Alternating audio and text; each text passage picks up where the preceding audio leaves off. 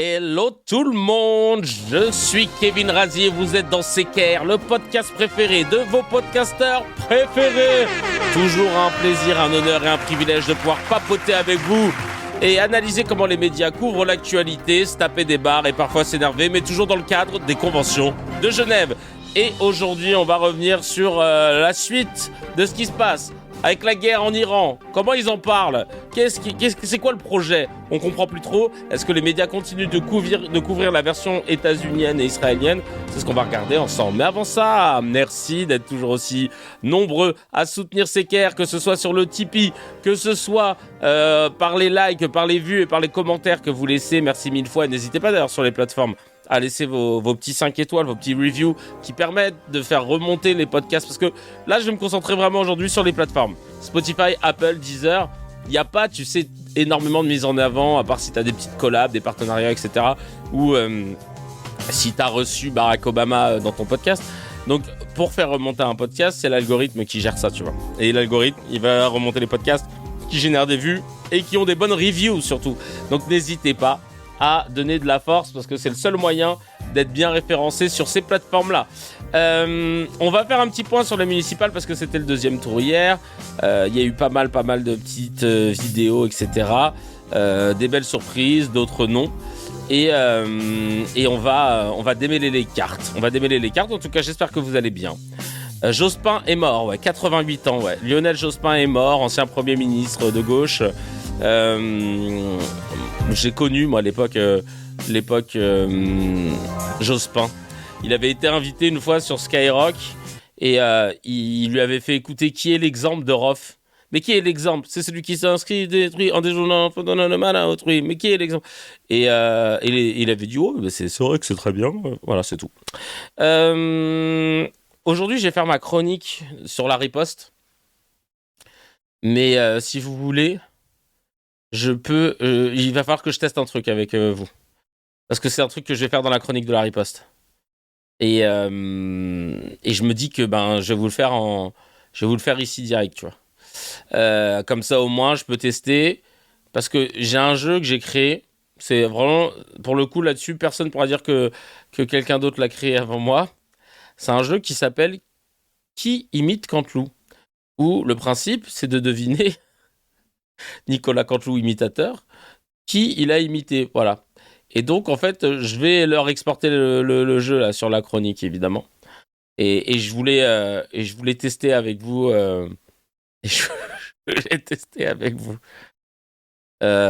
Pour voir si vous arrivez à reconnaître ou pas. Vous êtes prêts ? C'est un blind test. C'est un imitateur, ouais. C'est l'imitateur qui est sur TF1 tous les soirs, hein, depuis plus de 10 piges. Canteloup TF1, ça remonte à quand cette affaire ? Je vais regarder sur Wikipédia. Ça remonte à quand maintenant qu'il est sur TF1 ? On va regarder. Nicolas Canteloup sur TF1, c'est depuis. C'est Canteloup. Pourquoi je suis sur sa page Wikipédia en anglais, frère ? Zarma. Alors attends. Il est sur TF1 depuis quand ? Je vais demander directement à Claude. Ils nous disent un peu. Il est sur TF1 depuis 2011. Donc ça fait 15 ans. Ouais, ça fait 15 ans. Et, bon, voilà, en termes de qualité, on peut se poser des questions. Alors, on va donc vous faire... On va donc vous faire écouter une imitation. Je vais voir si vous arrivez à deviner. Vous êtes prêts ou pas ? Dès que vous êtes prêts, vous me le signifiez dans le chat. Et il est sur RMC en parallèle. Et après, je vous dévoilerai son salaire qui touchait déjà en 2015. Ok. Non, mais toi, tu triches, toi, Jules. Tu les connais, les imitations. Je te les ai envoyées hier. Allez, c'est parti. Triche pas. Allez, c'est parti. On écoute la première imitation. D'ailleurs, en toute honnêteté, en tant que Sénégalais, je peux vous dire que le Maroc nous a volé la canne. Je peux vous dire aussi que vous avez une sale gueule et que le café est dégueulasse, vous voyez.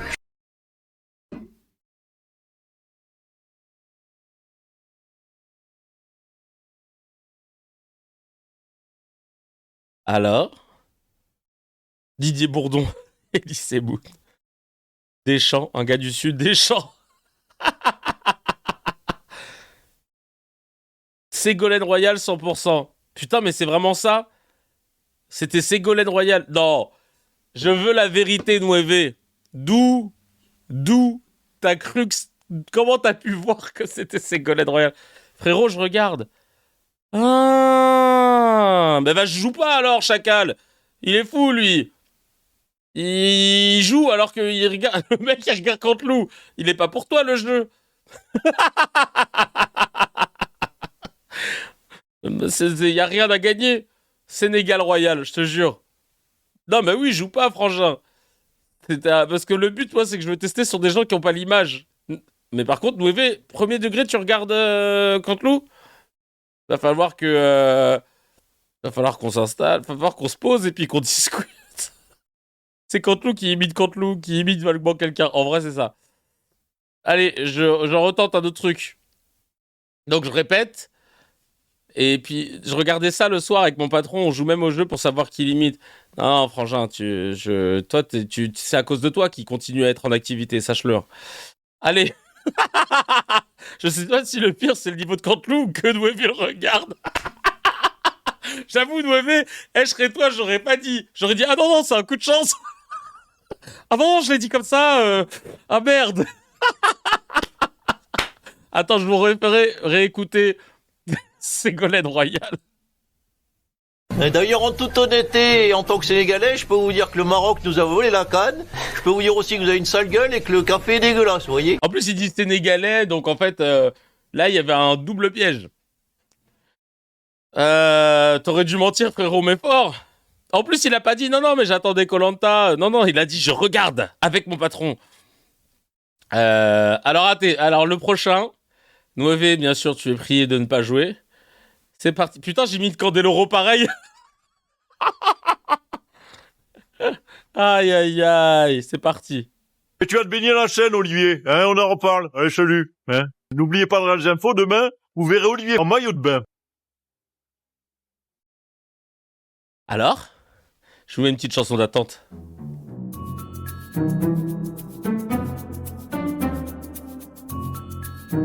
Putain, il y en a qui ont trouvé. Je vous crois pas. Je suis sûr qu'il y a des gens qui regardent. Genre ça, vous avez trouvé. Et tu vas te baigner la chaîne, Olivier. Hein, on en reparle. Allez, salut. Hein. N'oubliez pas de regarder les infos. Demain, vous verrez Olivier en maillot de bain. Je suis pas le seul à regarder, à assumer. Bah oui, c'était Jean-Luc Mélenchon. La vie de ma mère, d'où vous avez trouvé que c'est Jean-Luc Mélenchon? Vous êtes en train de rebattre toutes les cartes de mon jeu, là. Jean-Luc Mélenchon, genre ça, vous avez reconnu Jean-Luc Mélenchon? Non, vous êtes des oufs. Non. Ah non, mais... Je pense qu'ils ont tenté. Faut trouver les indices. Mais c'est pour ça que j'essaie. Oui, mais j'ai essayé justement d'enlever les... Même Jean-Luc met le pouillon à la limite. Non, mais frère. Ils regardent tous en scred. De ouf. Ils sont tous en train... Là, ils attendaient ce jeu-là depuis longtemps. Vas-y, je vais en tenter un autre. Parce que vous m'avez énervé, là. Que vous regardez, en fait? Alors, attends. J'en ai un autre dans mon escarcelle. Tiens, celui-ci. Mais qui a laissé rentrer Bigère? C'est sécurité. Oui, vous le virez une deuxième fois, pardon. En plus, c'est génial. Ce qui se passe, on est en plein multiplex de foot, ça tire de partout. Tu t'es fait raid par Canteloup, la vie de ma mère. Macron. Non mais, j'arrive pas à le croire. Il y a des gens dans le... Je vous avais reconnu Pascal Pro, là? Genre, vous êtes ça? Mais qui a laissé rentrer Bigère? C'est sécurité. Oui, vous le virez une deuxième fois, pardon. En plus, c'est génial. Ce qui se passe, on est en plein multiplex de foot, ça tire de partout. C'était Pascal Pro, ouais. Mon jeu, vous êtes en train de le niquer. Ou alors vous êtes niqué du cerveau. Je sais pas si c'est parce que vous êtes des cracks. Parce que je l'ai testé sur des gens qui sont... C'est sûr que les gens regardent. En fait, vous reconnaissez... En vrai pro, c'est le meilleur pour le moment. Coucou! Non, mais frère. Là, il l'a bien fait. Non, mais écoutez, c'est insupportable. Alors là, vous insultez. Écoutez, vous insultez les vraies imitations de Pascal Pro. Non, mais c'est insupportable. Non, mais tout le monde le sait. Mais vraiment, genre ça, moi, mon imitation, Elle est Mais qui a reconnaissable. laissé rentrer Bigère? C'est sécurité. Oui, vous le virez une deuxième fois, pardon. Il a le nez bouché, chacal. Il n'y a rien à voir, en fait. Est-ce que le modérateur pourrait ban les gens qui ont la ref? Frère, mille fois mieux la tienne, merci. Non, mais quand même, j'arrive pas à vous croire. Attends, mais j'ai une dernière. Vous me remettez ma chronique, je dois la livrer maximum à 16h, là. Vous êtes en train de tout niquer, là. Putain, je m'étais dit que j'étais en avance, pouvoir m'occuper d'autre chose. Allez, la dernière. Vous êtes prêts pour la dernière? Mais mettez vraiment un nom. Mettez vraiment un nom. Pas un nom au random. Parce qu'après, ça peut me mettre le doute. Mettez vraiment un nom de ce que vous pensez que c'est. Pas genre juste pour rigoler, Claude Leroy.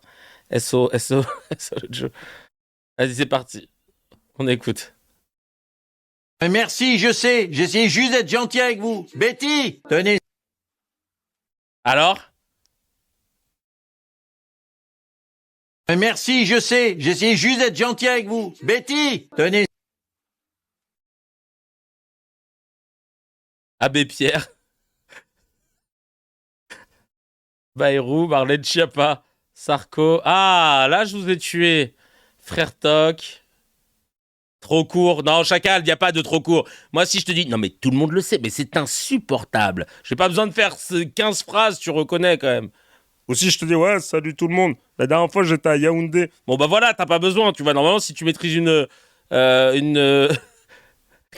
Canteloup. Ah, bah vous avez pas trouvé, je suis content. Je le remets. Merci, je sais. J'essayais juste d'être gentil avec vous. Betty, tenez. En fait, j'essaie de trouver des phrases où ils donnent pas de trucs. Non, c'était... Vous êtes prêts? Éric Zemmour. Voilà. Bon, j'ai peut-être... Voilà, j'ai peut-être... Oui, c'était Éric Zemmour. Il faut savoir que... Merci, je sais. Canteloup... J'essayais juste d'être gentil avec vous. Betty, tenez. Faut savoir qu'il est tellement nul que maintenant ils sont obligés de lui mettre un deepfake de la personne qui l'imite, hein, vraiment. Bon, ma foi, je pense que je vais... J'étais choqué que vous ayez découvert... Non, Mélenchon, parce que il a triché. Il a triché, Nouvé, il connaissait. Donc je pense que les gens, ils vont pas reconnaître Mélenchon, en vrai, rassurez-moi. Mélenchon, je pense qu'ils vont pas reconnaître. De toute façon, c'est surtout Hakim que je vais faire jouer. Et d'ailleurs, en toute honnêteté, Et c'est Golden Tu vas Royal, te baigner la chaîne, Olivier. Hein, on en reparle. Allez, salut. Non, franchement, tu vas pas reconnaître, je pense. Je pense. Surtout, comme je vous ai dit, hein, je vais surtout faire jouer Hakim. On va voir. Ici, Méluche.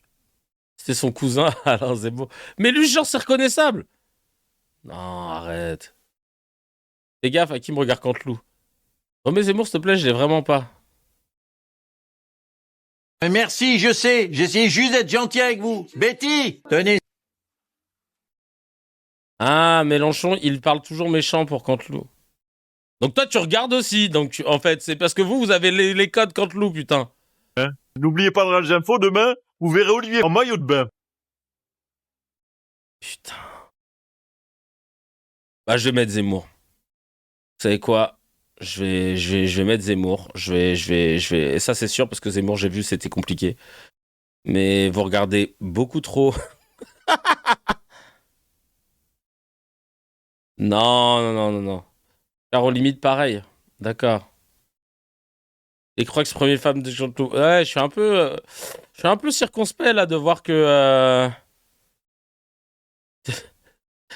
Évidemment, Canteloup, ce sera pas la réponse. Il choisit Zemmour vers Mélenchon, le drame. Eh ben, tu vois. J'en avais 0. Merci, Jib. Vous regardez trop la télévision, bonsoir. Non, Canteloup n'imite personne. Non, vraiment, depuis qu'il a une nouvelle technologie, il imite plus. Non, mais écoutez, ma foi, Bon, allez, on va commencer, hein. Tu peux mettre Ségolène aussi, c'était Osef. Non, mais oui. Ségolène, je pense qu'on va pas la capter.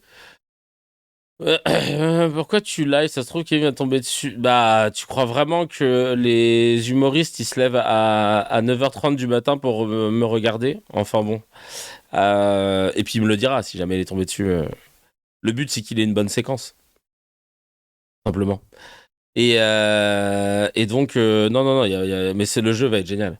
J'ai une question sur sa comédie musicale. À quand la sortie? Aucune idée. Parce que là, d'abord, on doit faire une lecture le mercredi 25 et devant des professionnels. Et c'est là qu'on saura s'il y a des théâtres, des prods qui veulent partir là-dessus. Voilà. D'ailleurs, ouais, là, l'emploi du temps va être encore perturbé là aujourd'hui. Donc, cette semaine, pardon, parce qu'il y a la répète, etc. Donc, je vous donnerai les dates. Je peux vous les donner maintenant du podcast. Prenez vos petits carnets. Vous sortez vos cahiers de correspondance, s'il vous plaît. Merci.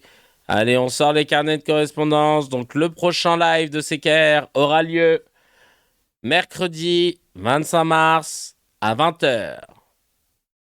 Ensuite, ah oui, son salaire en 2015, 135 000 euros mensuels net sur TF1 pour Monsieur Canteloup. Le jeudi, mercredi 20h, jeudi 9h30. Ouais, bah oui, c'est ça. Ah, mais je l'avais déjà dit. Jeudi 9h30. Oui, ça, j'avais déjà dit. Vendredi 9h30. Voilà. Et riposte, c'est aujourd'hui. Quoi? Ça, c'est trop ça, les élèves. Quoi? Bah attendez, mais monsieur. Ah oui, ah non, vous parlez du salaire, 135 000 par mois, ouais. Il était à 115 au début et en 2015, ça a été rehaussé à 135 000 euros. Mensuel, je dis bien mensuel. Et ça, c'est que pour TF1. Sachant qu'il a aussi un salaire pour RTL, Chacal. Je parle de mensuel. Vous êtes choqués. Non, mais c'est pour ça, vous allez kiffer l'épisode de la riposte. Ça parle de la kayfabe. Évidemment, vous connaissez bien ça, vous en êtes familier. J'ai parlé de la kayfabe et ça va en faire partie.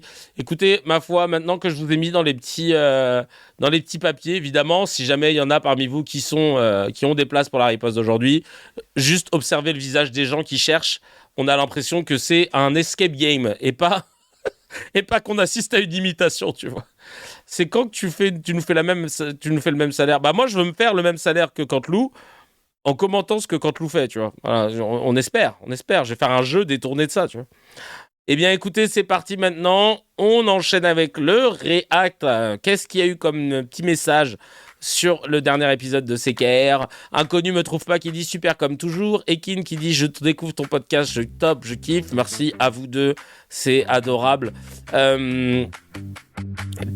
Pig Furtive qui dit enfin sur la condamnation de passionnément antisémite, la justice a juste conclu que Anto vent dans le dos avait le droit de le dire. La justice ne dit à aucun moment que cette accusation est exacte.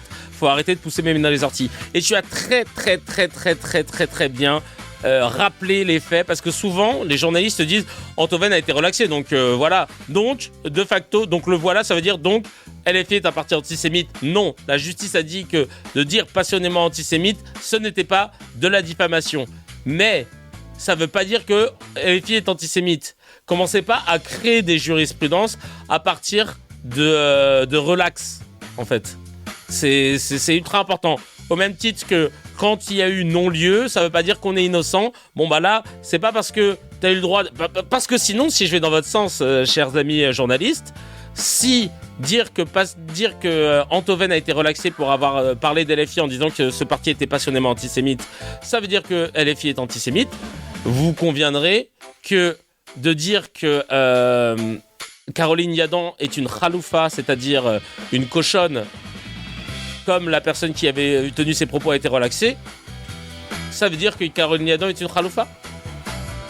Comme David Guiraud a été relaxé pour avoir traité Meilleur Habib de porc, ça veut dire que Meilleur Habib est un porc. Parce que si vous voulez jouer à ce jeu-là, dans ce cas, on va jouer au con, hein, et on va faire ça. Merci bien. Oh, je les ai cool tamam là, vraiment carrément, je me le mets pour moi. Ah oui, là. Je mange. Berserker qui dit Mahmoud Escrozi a trop cru que l'islam c'était un business, et on vient de découvrir qu'il s'est mangé un bon mur sur lequel il pourra se lamenter. Oh là là, vanne religieuse excellent. On regarde justement ça dans la petite news HMD.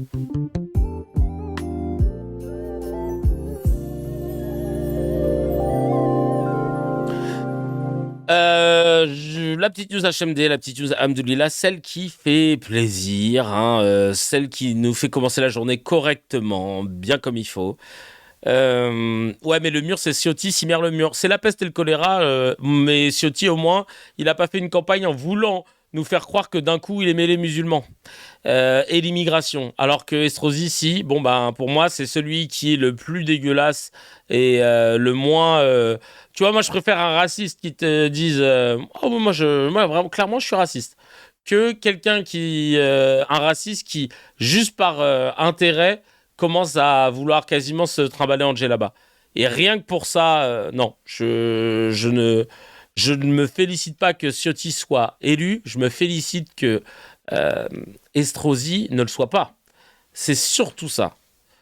Il n'a pas parlé de bébé en plastique à Gaza, Ciotti. Merci bien. Merci bien. C'est plus sournois que tu... C'est le plus sournois que tu n'aimes pas. Voilà, c'est ça, mais ça ne veut pas dire que je suis content pour... voilà. Alors, parmi les petits trucs qui font Zirplay, alors attends, je vais te trouver... je vais te trouver une vidéo, j'en ai pas mal. J'en ai pas mal qui font vraiment plaisir. Alors, là, on a d'abord... On commence par quoi? Rachida Dati. Bon, alors déjà, Estrosi, il a pas pris de mairie. Chais. Oh là là, je suis content. Je suis content. Estrosi, vraiment, je suis content. Voilà, j'ai expliqué pourquoi. Maintenant, on va pas revenir dessus, en fait. Ensuite, attends, à Mantes-la-Jolie. À Mantes-la-Jolie aussi, ils ont élu un gars qui s'appelle Adama Gay. Et lui, Adama, il est élu maire de Mantes-la-Jolie. Je sais plus c'était qui avant. Attends, je vais regarder. Hop, je vais regarder qui c'était avant à Mantes-la-Jolie. Il bat Raphaël Cognier, maire sortant. Mantes-la-Jolie, c'est chez toi. Ok, moment unique. Alors lui, c'est divers quoi Adama d'ailleurs. Adama Gay. Mantes-la-Jolie Express dit... à l'ancienne, c'était d'hiver. Il y a écrit d'hiver. Wesh, c'est quoi? Mais c'est les, c'est pas une catégorie de DVD. Je comprends pas. Un petit d'hiver. Habituellement, ils n'ont peur de rien. Adama Gay hésite encore à franchir quelques mètres. Non. Il y a plein de moments très mignons. Alors attends. Je vais vous montrer la vidéo parce qu'elle est assez touchante. Merci Music Racing, bête de nouvelles. Ah, j'ai pas vu la bête de nouvelles. Divers gauche? Ok, divers gauche. Alors je suis content parce il a célébré ça avec force et vigueur. Mais en plus de ça, il a entonné la Marseillaise. Donc là, les fachos en PLS, ils attendaient un Nous sommes tous ces enfants de Gaza. Ils attendaient un On est chez nous, dehors les blancs. Tu connais les fachos, ils sont toujours en train de fantasmer. Et là... Et profitez parce que cette victoire, c'est la vôtre!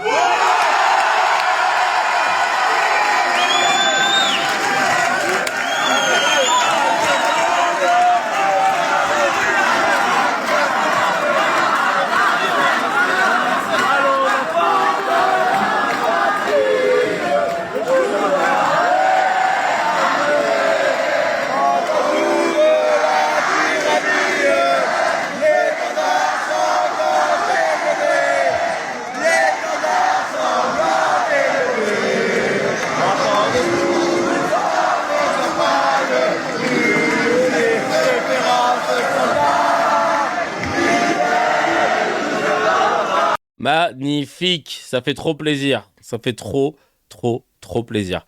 Il y avait aussi une autre vidéo, là, je sais plus qui m'a envoyé ça, j'essaie de retrouver dans mes messages, d'un maire qui a été élu, qui était tellement ému qu'il en pleurait.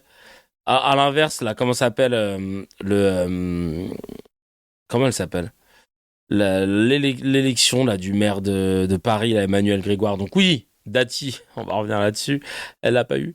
Mais le RN a deux doigts de dénoncer l'appropriation culturelle. Et en fait, le Emmanuel Grégoire, zéro charisme. Hein. C'est du Glucksmann, c'est fatigant. Waouh. Je me dis, wow, vraiment. Le maire de la Courneuve. Ah, c'était le maire de la Courneuve, voilà, la Courneuve. Municipal, voilà, c'est lui que je cherchais. Comment il s'appelle? Ali Diouara. Je vais aller retrouver la vidéo parce que apparemment elle était émouvante. Et ben franchement, on va revenir sur tout ça dans la semaine parce qu'on aura accumulé un peu plus de vidéos. Mais là, je regardais les infos ce matin sur notamment France Info et tu vois comment depuis hier ils choisissent des narratifs pour décrire ce qui s'est passé. Certains vont vous dire ouais en fait. Ils vont vous dire ouais en fait c'est comment ça s'appelle, c'est une défaite pour LFI. Chacal, il y a 10 ans il n'avait aucune ville, donc ouais c'est une défaite les listes LFI. Bah non, il y a des listes LFI qui sont confusionnées, tout le monde a perdu. Bah non, tout le monde n'a pas perdu, il y en a 4 qui ont gagné. En fait les médias ont décidé de raconter leur version de la story. Ils veulent pas donner du gaz à LFI parce que c'était trop déjà au premier tour. Et je trouve ça ouf d'avoir de sauter sur l'occasion à chaque fois, alors que de l'autre côté, tu as des maires qui ont été mis en examen pour viol, proxénétisme, des maires qui peuvent même pas être dans leur propre région, dans leur propre commune. Ils sont interdits de territoire dans leur propre commune, ils ont été élus, etc. Il faut se focus sur ces gens-là. Il faut se focus sur toutes ces choses qui sont aberrantes et qui relèvent majoritairement de la droite et de l'extrême droite. Mais non, on va se focus sur Bali, Bagayoko, on va se focus. Ça me rend ouf. On va regarder. Ah oui, aussi, à La Réunion, la commune du Tampon, qui est tombée après avoir été à droite depuis 1945, selon France Télé. De si longtemps. 53 électeurs, faut pas aller fouiller. Ouais, non, mais de ouf. Non, mais. Tiens, regardez le maire de la Courneuve.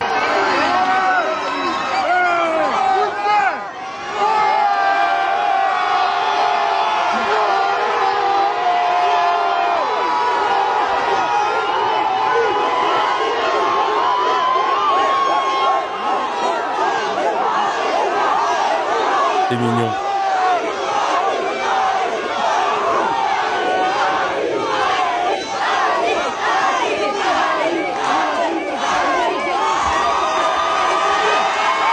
J'aime bien la diversité qu'il y a autour de lui parce que derrière Emmanuel Grégoire, je peux vous dire que quand il était en train de célébrer à l'hôtel de ville, ah bah mon frère, c'était une diversité de bobos blancs parisiens. Il voulait pas, voilà. Genre quand on a regardé ça avec mes potes, on commentait sur WhatsApp. Je disais mais wesh, genre vous avez vu la photo d'Emmanuel Grégoire avec toutes ces listes? C'était as, hein. Vraiment. T'es là genre ah oui donc vraiment genre ça taffe en famille quoi. C'était éblouissant. Non mais la vie de ma mère. Et genre c'est des trucs maintenant qui me marquent parce que je me dis mais à quelle heure, je te dis pas il faut forcer à avoir de la diversité, je dis juste à quelle heure naturellement t'en as pas eu, surtout dans une ville aussi cosmopolite que Paris. Moi je suis né à Paris et j'ai grandi dans le 19e arrondissement de Paris. Chacun, tu vois mon entourage, il y a pas un monde où je me balade qu'avec des gens qui me ressemblent. Il y a de tout. Il y a, quand je dis de tout, en termes de confession, en termes d'origine, tout. Et donc je comprends pas. Quand je vois mes groupes de potes du collège, mes groupes de potes du quartier, là où j'ai grandi, etc., je comprends pas que tu te retrouves qu'avec des Lucie Castet, des machins. Là, si. Allez, Audrey Pulvar. On la prend en plus, depuis qu'elle a fait l'afro, comme ça fait vraiment Renoir, on est bien. Mais je suis choqué. Et après, ça fait des grands discours, nous, la gauche, machin. Casse-toi, frère. Regarde ton équipe, Jacal. Il y a bien un problème, il y a bien un entre-soi quelque part. Encore une fois, je dis pas t'as sciemment voulu ne pas avoir de diversité dans ton équipe. Je dis juste, c'est ouf comment naturellement tu n'arrives pas à fédérer des gens très différents. Et pour moi, c'est une preuve d'entre-soi. Alors, on regarde Rachida Dati qui sort de son QG. Oh là là, Karma is a bitch.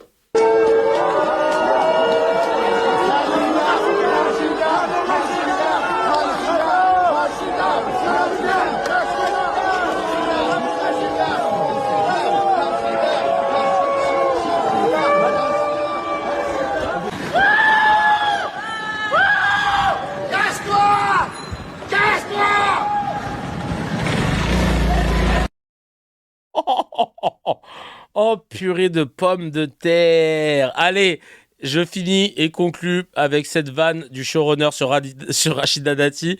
Le seul mandat qu'elle va prendre, c'est le mandat de dépôt. Oh, merci. Allez, on passe au Mezze.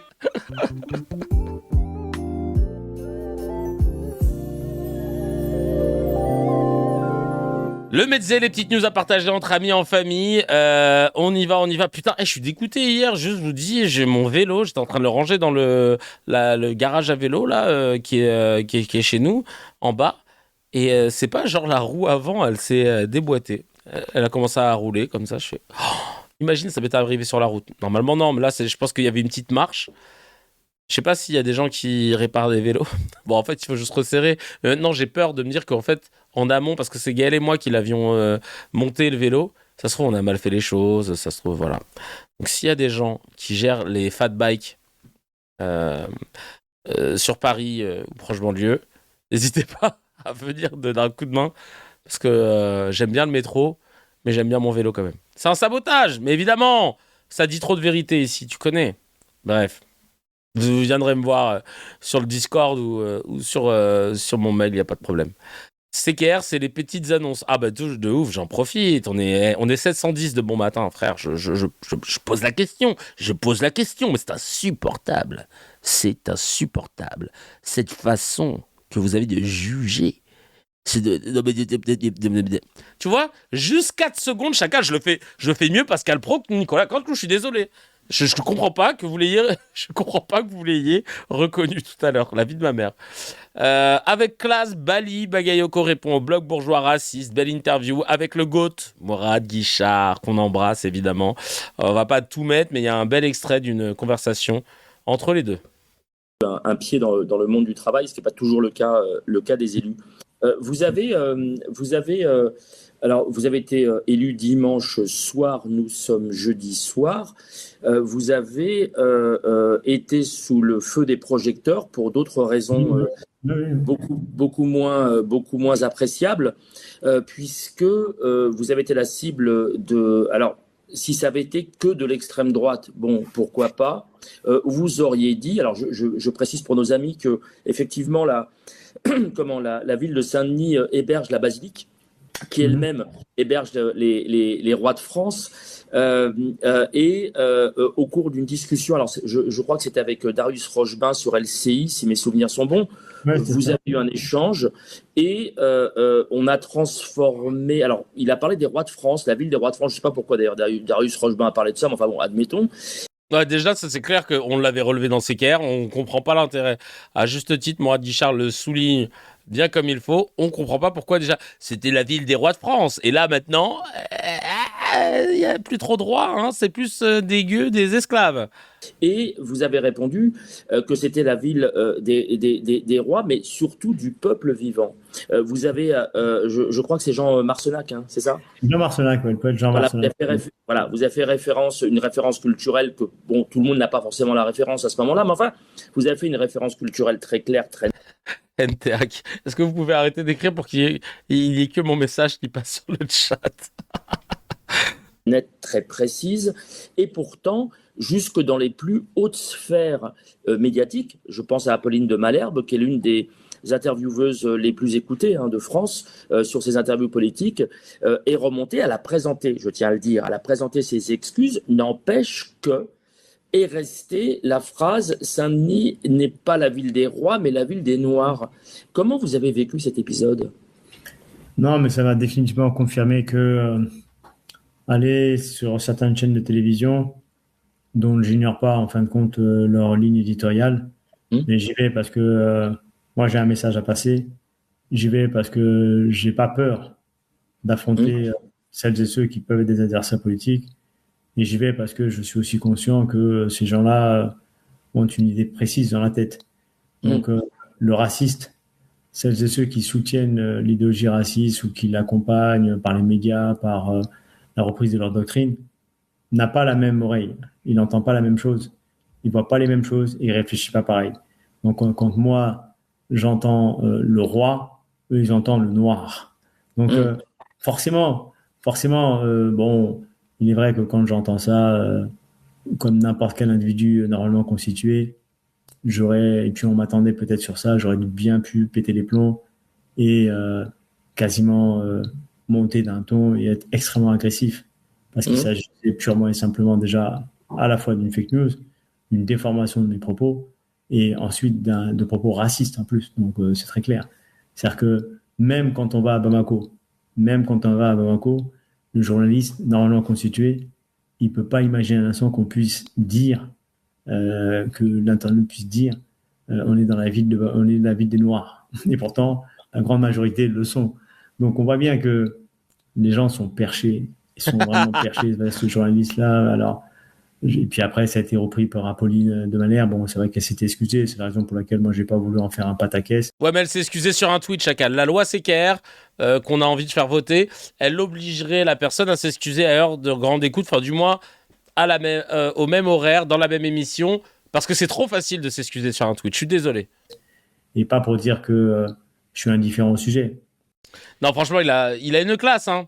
On va voir ce que ça donne. Ne nous emballons pas trop. On est très content d'avoir quelqu'un qui tienne la route, qui est basé. On va voir ce que ça donne sur sa ville. J'espère que... Parce que j'imagine qu'on ne peut pas tout changer non plus, hein, et qu'il va y avoir un moment des choix à faire et qui vont en décevoir certains, etc. On ne sait pas.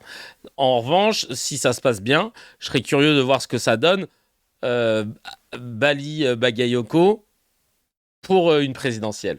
Voilà, je commence déjà à déposer, voilà, sur un coin de table, hein, tu regarderas après, le dossier Bali président. Bali président, il y a moyen que ça puisse hyper beaucoup de gens parce qu'il n'est pas, justement, à l'inverse de Mélenchon, dans une posture perçue comme agressive. Il a cette force tranquille, mais force tranquille ne veut pas dire qu'il va déroger par rapport à ses valeurs et à ses principes. Donc, voyons comment ça va se passer dans sa municipalité. Et puis après, wait and see, hein. Les médias, Nour qui nous dit... Les médias ragent quand un noir ou un arabe parle super bien avec de bonnes idées pour faire avancer la France. Bravo, monsieur le maire.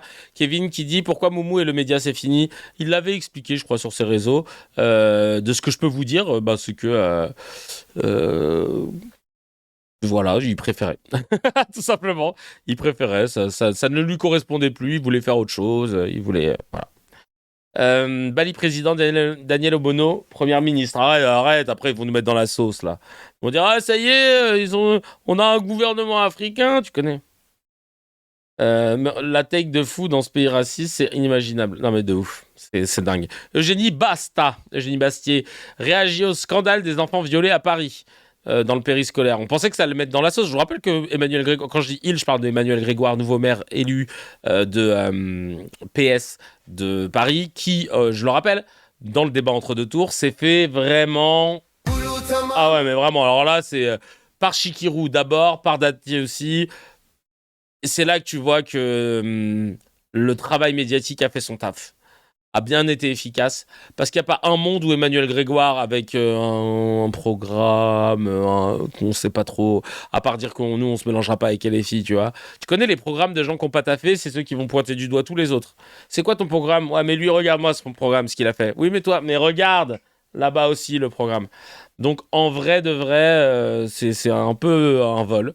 Et donc, il y a eu un scandale dans le périscolaire parisien sur des enfants qui auraient été violés. Et Eugénie Bastier, elle dit ça. Écoutez, si le périscolaire parisien avait été géré par l'Église catholique, je pense que ça aurait été traité depuis beaucoup plus longtemps.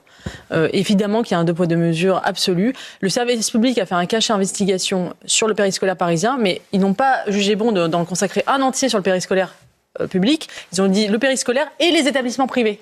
Parce qu'il fallait quand même taper sur le... Mais alors attendez, parce que j'ai vu que la plupart des gens l'ont mal compris. Il y a certains qui ont mal compris ce qu'elle a dit. Privé en même temps. Les logiciels ne pouvaient pas taper que sur le public, il fallait taper sur le privé en même temps. Alors que je rappelle que le collège Stanislas a eu droit à un complément d'enquête entier, rien que sur le collège Stanislas. Oh là là, un complément d'enquête!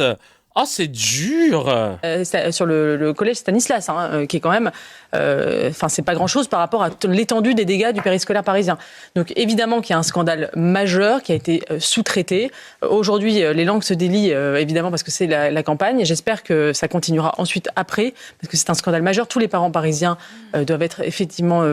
plein d'inquiétudes. Moi-même, j'ai eu mes enfants à Paris. Maintenant, j'habite plus Paris, mais en crèche, et je sais à quel point on recrute n'importe qui pour s'occuper des gamins à Paris, dans les crèches. C'est... Ok, alors, on a un petit débunk pour toi. Donc, elle estime que le périscolaire parisien, si ça avait été géré par l'Église catholique, ça aurait été traité depuis bien longtemps. Sous-entendu, quand ce sont des écoles catholiques, l'État est plus réactif que quand c'est pour des écoles publiques. LOL, qui veut dire LOL. Je rappelle à Eugénie Bastier que le lycée Averroès, lycée musulman, sous contrat, a eu 19 contrôles entre 2017 et 2023, donc 19 contrôles en 6 ans. À titre de comparaison, dans l'académie de Lille, qui compte 531 habitants privés, 531 établissements privés sous contrat, il y a seulement eu 2 contrôles qui ont été conduits sur des établissements autres qu'Averroès sur la même période. 19 pour Averroès, 2 contrôles pour les 5 qui se partagent entre les 531. Et là, je le vois dans le chat, évidemment, on va en parler. Betaram n'a fait l'objet que d'un seul maigre contrôle en 96, alors que toute la région était au courant de ce qui se passait dans cet établissement. On parle de plus de 200 plaintes pour violence ou pour viol. Donc, merci Eugénie de ton mensonge éhonté, non sourcé, qui te permet de lancer ton opinion de si ça avait été une école catholique, ça aurait été géré. La réponse est non. Tu as menti de façon éhontée sur le plateau de CNews, mais en même temps, le mensonge n'en est pas un sur le plateau de CNews. Ça s'appelle juste avoir une bonne idée. Donc, merci beaucoup. En tout cas, elle sort du Figaro. On comprend le biais droitard de surcroît. Et c'est un truc de fou, quoi. C'est un truc de fou. Du Eugénie Bastier. N'importe quoi. Et je confirme, dans beaucoup d'écoles catholiques, ils enterrent l'affaire. Les crèches, c'est faux, c'est des pros avec des diplômes. Ouais, les chiffres des établissements privés, c'est un contrôle tous les 1500 ans en moyenne. Non, mais c'est vrai en plus. C'est un truc de ouf. C'est un truc de ouf. Aïe, aïe, aïe, aïe. Aïe, aïe, aïe, aïe, aïe. C'est Silent Hill, Betaram, la vie de ma mère. La vie de ma mère. Un truc de ouf. Un truc de ouf. Donc voilà, c'était bien de rappeler, de remettre l'église au milieu du visage, parce qu'il y en a qui ont du mal avec ça. Leïla qui dit encore et encore n'importe quoi. Quand les députés Paul Vanier et Violette Spilbou ont voulu déposer une proposition de loi pour lutter contre les violences des enfants dans les milieux scolaires, après Betaram notamment, ça n'a pas été simple. Bah ouais. Bah ouais. Et c'est quand même gênant. C'est quoi le problème en fait ? Ça devient gênant. On enchaîne. Alors là, nouvelle take incroyable. De Rodolphe Cart, auteur de Mélenchon, le bruit et la fureur. Il était sur Europe 1 et regardez ce qu'il dit concernant Mélenchon. Alors, génial. Jean-Luc Mélenchon, il faut s'en souvenir. Le pire est jamais décevant. Il est natif de Tanger, donc au Maroc. Il naît de parents espagnols, italiens. Donc c'est toujours 2 choses à avoir en tête. Jean-Luc Mélenchon n'a pas de sang français. Et il n'est pas né sur le territoire historique français aussi. Ah, voilà. Donc ça va pouvoir justifier quoi en fait ? C'est dingue. Ils ont réussi à l'arabiser carrément. De sang français. Non mais c'est une dinguerie quand même. Il va revenir en France, ou il va aller en France qu'à l'âge de 12 ans. Et à l'époque, c'est déjà un traumatisme. Il va rencontrer les petits Normands. Il les qualifie de cutéreux. Il y a vraiment un choc frontal avec son paradis multiculturel, ou en tout cas qui fantasme largement marocain. Et il arrive en Normandie où c'est très dur, où là on le qualifie, je vais pas dire les mots sur les ondes, mais des mots un peu durs, souvent dont on qualifie les Maghrébins. Donc lui a toujours dit, et c'est pour ça que vous le voyez rejouer à longueur de meeting, moi Mélenchon, le Maghrébin, etc. etc. Donc vous nous dites, Rodolphe Cart, d'une certaine manière, qu'il y a une forme de sincérité, parce qu'on s'interroge souvent sur la sincérité. Est-ce que c'est un argument électoral, c'est du clientélisme d'aller justement draguer, entre guillemets, la population immigrée? Mais vous dites qu'il y a une forme de revanche presque... C'est marrant qu'on parle à chaque fois de clientélisme dès lors qu'on s'adresse à une autre personne qu'une personne blanche catholique. Ou d'ailleurs même quand ils vont au dîner du CRIF, donc là on s'adresse aux représentants de la communauté juive, c'est pas du clientélisme. Mais alors si tu t'adresses à des Noirs, des Arabes, qui plus est musulmans, ouais, clientélisme, ah ben frère, oui, mais au même titre que, je sais pas, peut-être comme ils habitent là, on peut aussi leur parler, non ? Un truc de ouf. Personnel, Exactement. ça ressort aujourd'hui. C'est un peu des deux, c'est toujours un mélange des deux, si vous le voulez bien. Mais par exemple, sur cette polémique de l'attaque et de racisme anti-blanc, en 2011, déjà à l'époque, il avait attaqué Claude Guéant, qui était ministre de l'Intérieur. Claude Guéant avait dit, vous savez, il y a parfois... Bah oui, il y avait aussi, avec Mélenchon, sur scène, Bompard et Léaumont avec un blouson en cuir qui chantait Abdelkader. Des Français qui se sentent quelque part un peu en insécurité culturelle, qui ne reconnaissent pas leur pays. Et déjà à l'époque, Jean-Luc Mélenchon l'avait attaqué en disant « Mais monsieur Guéant, la France, ce n'est pas une France blonde aux yeux bleus. » On se souvient aussi de sa déclaration. Bah c'est pas grave ce qu'il a dit, c'est même vrai. Il est malade. Et gens, on le laisse dérouler son argumentaire. Sur Hit Radio, où il avait dit, bah, vous savez, moi, quand je suis entouré de petits blonds aux yeux bleus, bah, pareil, je me sens pas à l'aise. Donc, il y a une continuité. Oh là là là là. C'est qui, lui? Rodolphe Carr? Je vous ai dit qui? On va regarder un petit peu qui c'est, avant de passer à autre chose. Rodolphe Carr. Tu me dis que c'était un ancien du GUD, en plus. Donc, truc de Raslar de Assas, de l'université. C'est qui? Et en plus, il a fait un passage au RN. Ancien du GUD. Ok, d'accord. Donc déjà, ça commence mal. Essayiste journaliste français de droite radicale, né en Haute-Savoie en 93. Ok. Qu'est-ce qu'il nous a fait? Il est journaliste et contributeur à Front Populaire de Michel Onfray pour la revue Front Populaire et Omerta. Il se revendique souverainiste plutôt qu'identitaire. Il est proche du GUD, c'est Street Press qui l'avait soulevé.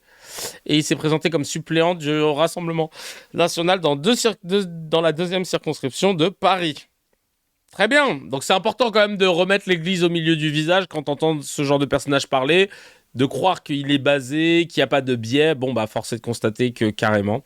Hakim qui dit il en a peut-être un peu plus que Jordan Bardella, un petit chouïa en plus. Ah bah ouais, tiens, qu'est-ce qu'il pense de Bardella du coup? Catherine qui dit j'espère qu'LFI remportera toutes les élections. Peut-être que vous arrêterez de baver à longueur de journée et de soir aussi, je te jure. Shannon Seban qui nous dit quoi? Que le fait de dire Free Palestine, ça pose un problème. Et lequel? On va regarder ça. Hop, c'est parti. Ah oui, elle a fait une grosse interview clash avec Thomas de Guénolé. Alors Thomas Guénolé, je l'ai toujours trouvé basé jadis, mais le fait qu'il se ficha clairement en allant sur le plateau d'Hanouna ou alors avec des droitards ou tu vois des sionistes quand ils veulent faire un débat Israël-Palestine et tout, je trouve que il choisit pas les trucs les plus classes, les écrins les plus classes et résultat, ça le fait passer un peu pour le fou du bus. Je sais pas ce que vous en pensez. Alors qu'à la base, il est ultra basé, mais je trouve que il se met pas dans des postures où, bref, je sais pas. Dire Free Palestine, c'est de l'antisionisme et c'est de l'antisémitisme. C'est là où ça devient un problème. Et moi, si vous savez, j'ai un petit coup de gueule à pousser. C'est là que vous êtes dans le deux poids deux mesures. Ah oui, d'accord, j'ai que ça comme... je crois qu'il y a plein de... Oui, bon, bah, elle a déjà carrément... Bon, qu'est-ce que tu veux que je te dise? Écoute. Qu'est-ce que tu veux que je te dise? Hop, je vais garder cette vidéo-là de côté. Il dessert un peu la cause parfois. Bah ouais, ouais, je pense.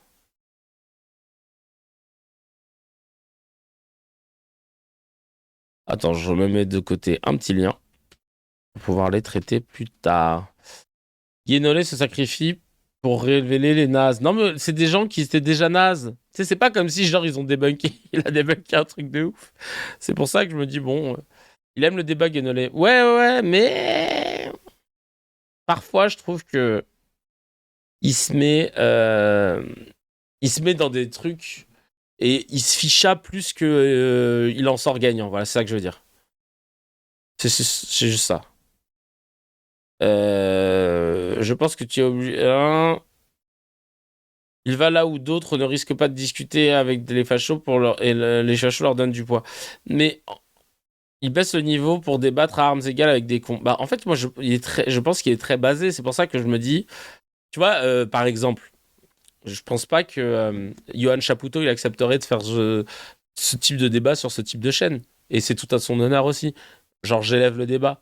Après, peut-être une fois de temps en temps, c'est bien de remettre en place certains racelards ou complètement matrixés. Mais bon, je sais pas.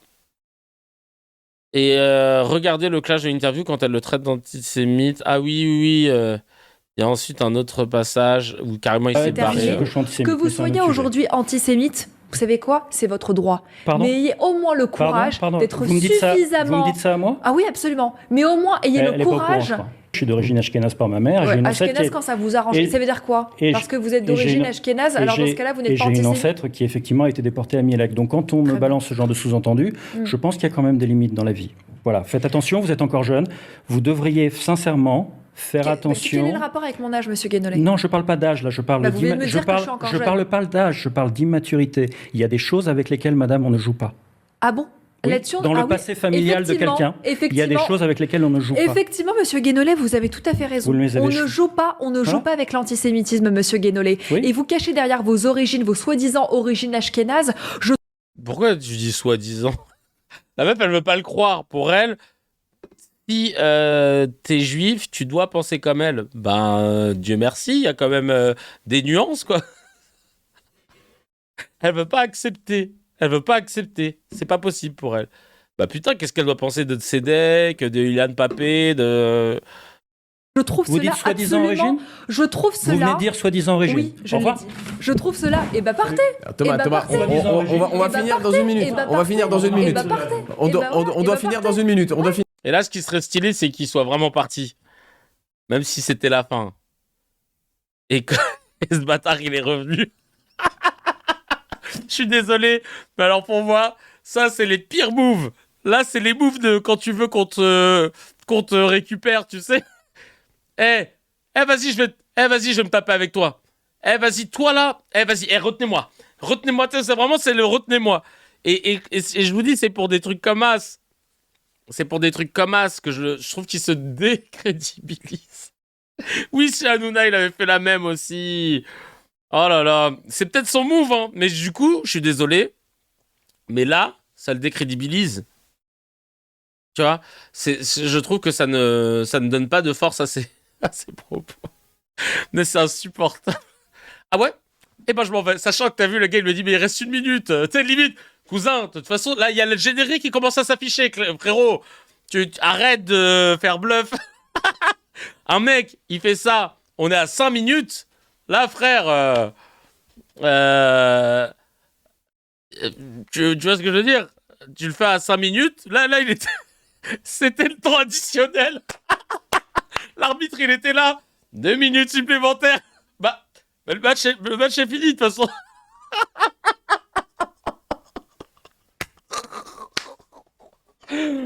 Oh, purée de pommes de terre. Miskine. Ils ont mis 1 heure à le faire revenir, ça servait plus à rien. L'arbitre avait le sifflet. Avait le sifflet à la bouche, la vue de ma mère. Il a fait le même move que les Sénégalais.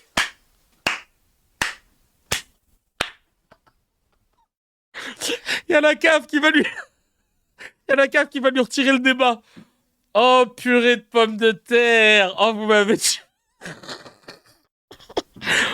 C'est genre, retenez-moi les... Mais retenez-moi, putain.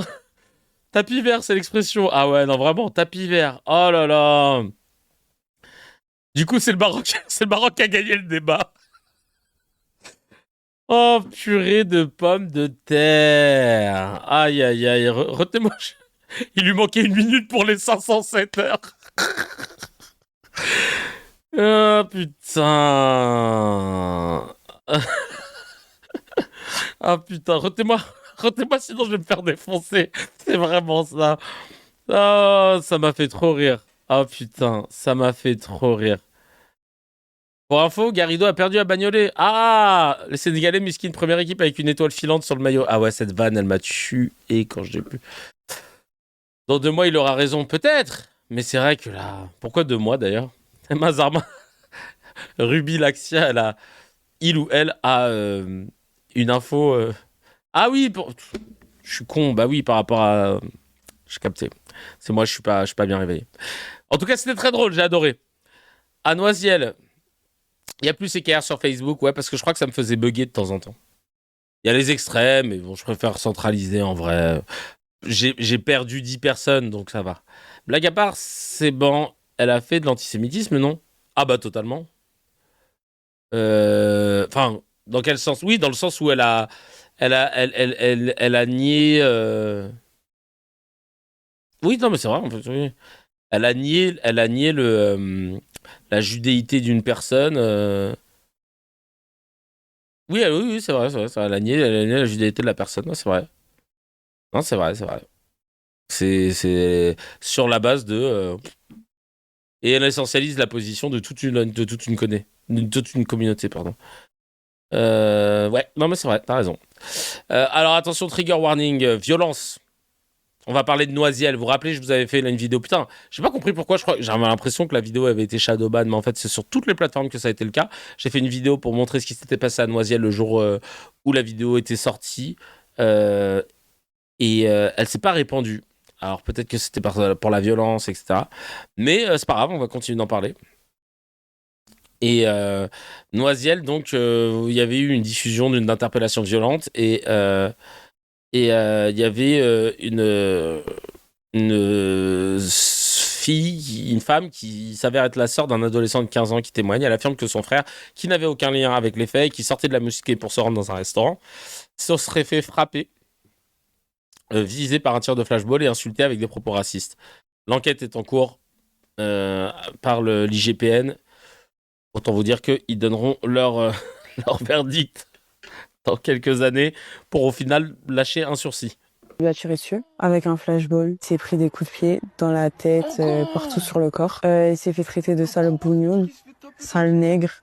Le fait que ça arrive à mon flic, c'est vraiment horrible. Et les flics, ils l'ont traité de sale bougnoul et de sale nègre. Ah ouais, les flics, si c'est vrai, hein, évidemment, ça ne reste que le témoignage à personne. Les flics, en termes de racisme, ils étaient du père, frère. Ils se sont dit, on va l'insulter de toutes les origines, comme ça on est sûr d'en avoir une juste. Un truc de ouf. Au final, même quand il est rentré, il nous a dit, quand je vais vous raconter, vous allez pas me croire. Et en fait, les détails, ils étaient encore plus sombres que les vidéos. Je m'appelle Méliane, j'ai 22 ans. Et mon petit frère de 15 ans a été victime de violences policières à Noisiel. Alors lundi soir, mon petit frère est sorti de la mosquée à 22h40. Il se dirigeait au Cheese Naan. Arrivé devant le Mr Grill, il s'est fait asphyxier par une bombe lacrymogène. Donc il a ensuite essayé de courir. De là, on lui a dit arrête-toi.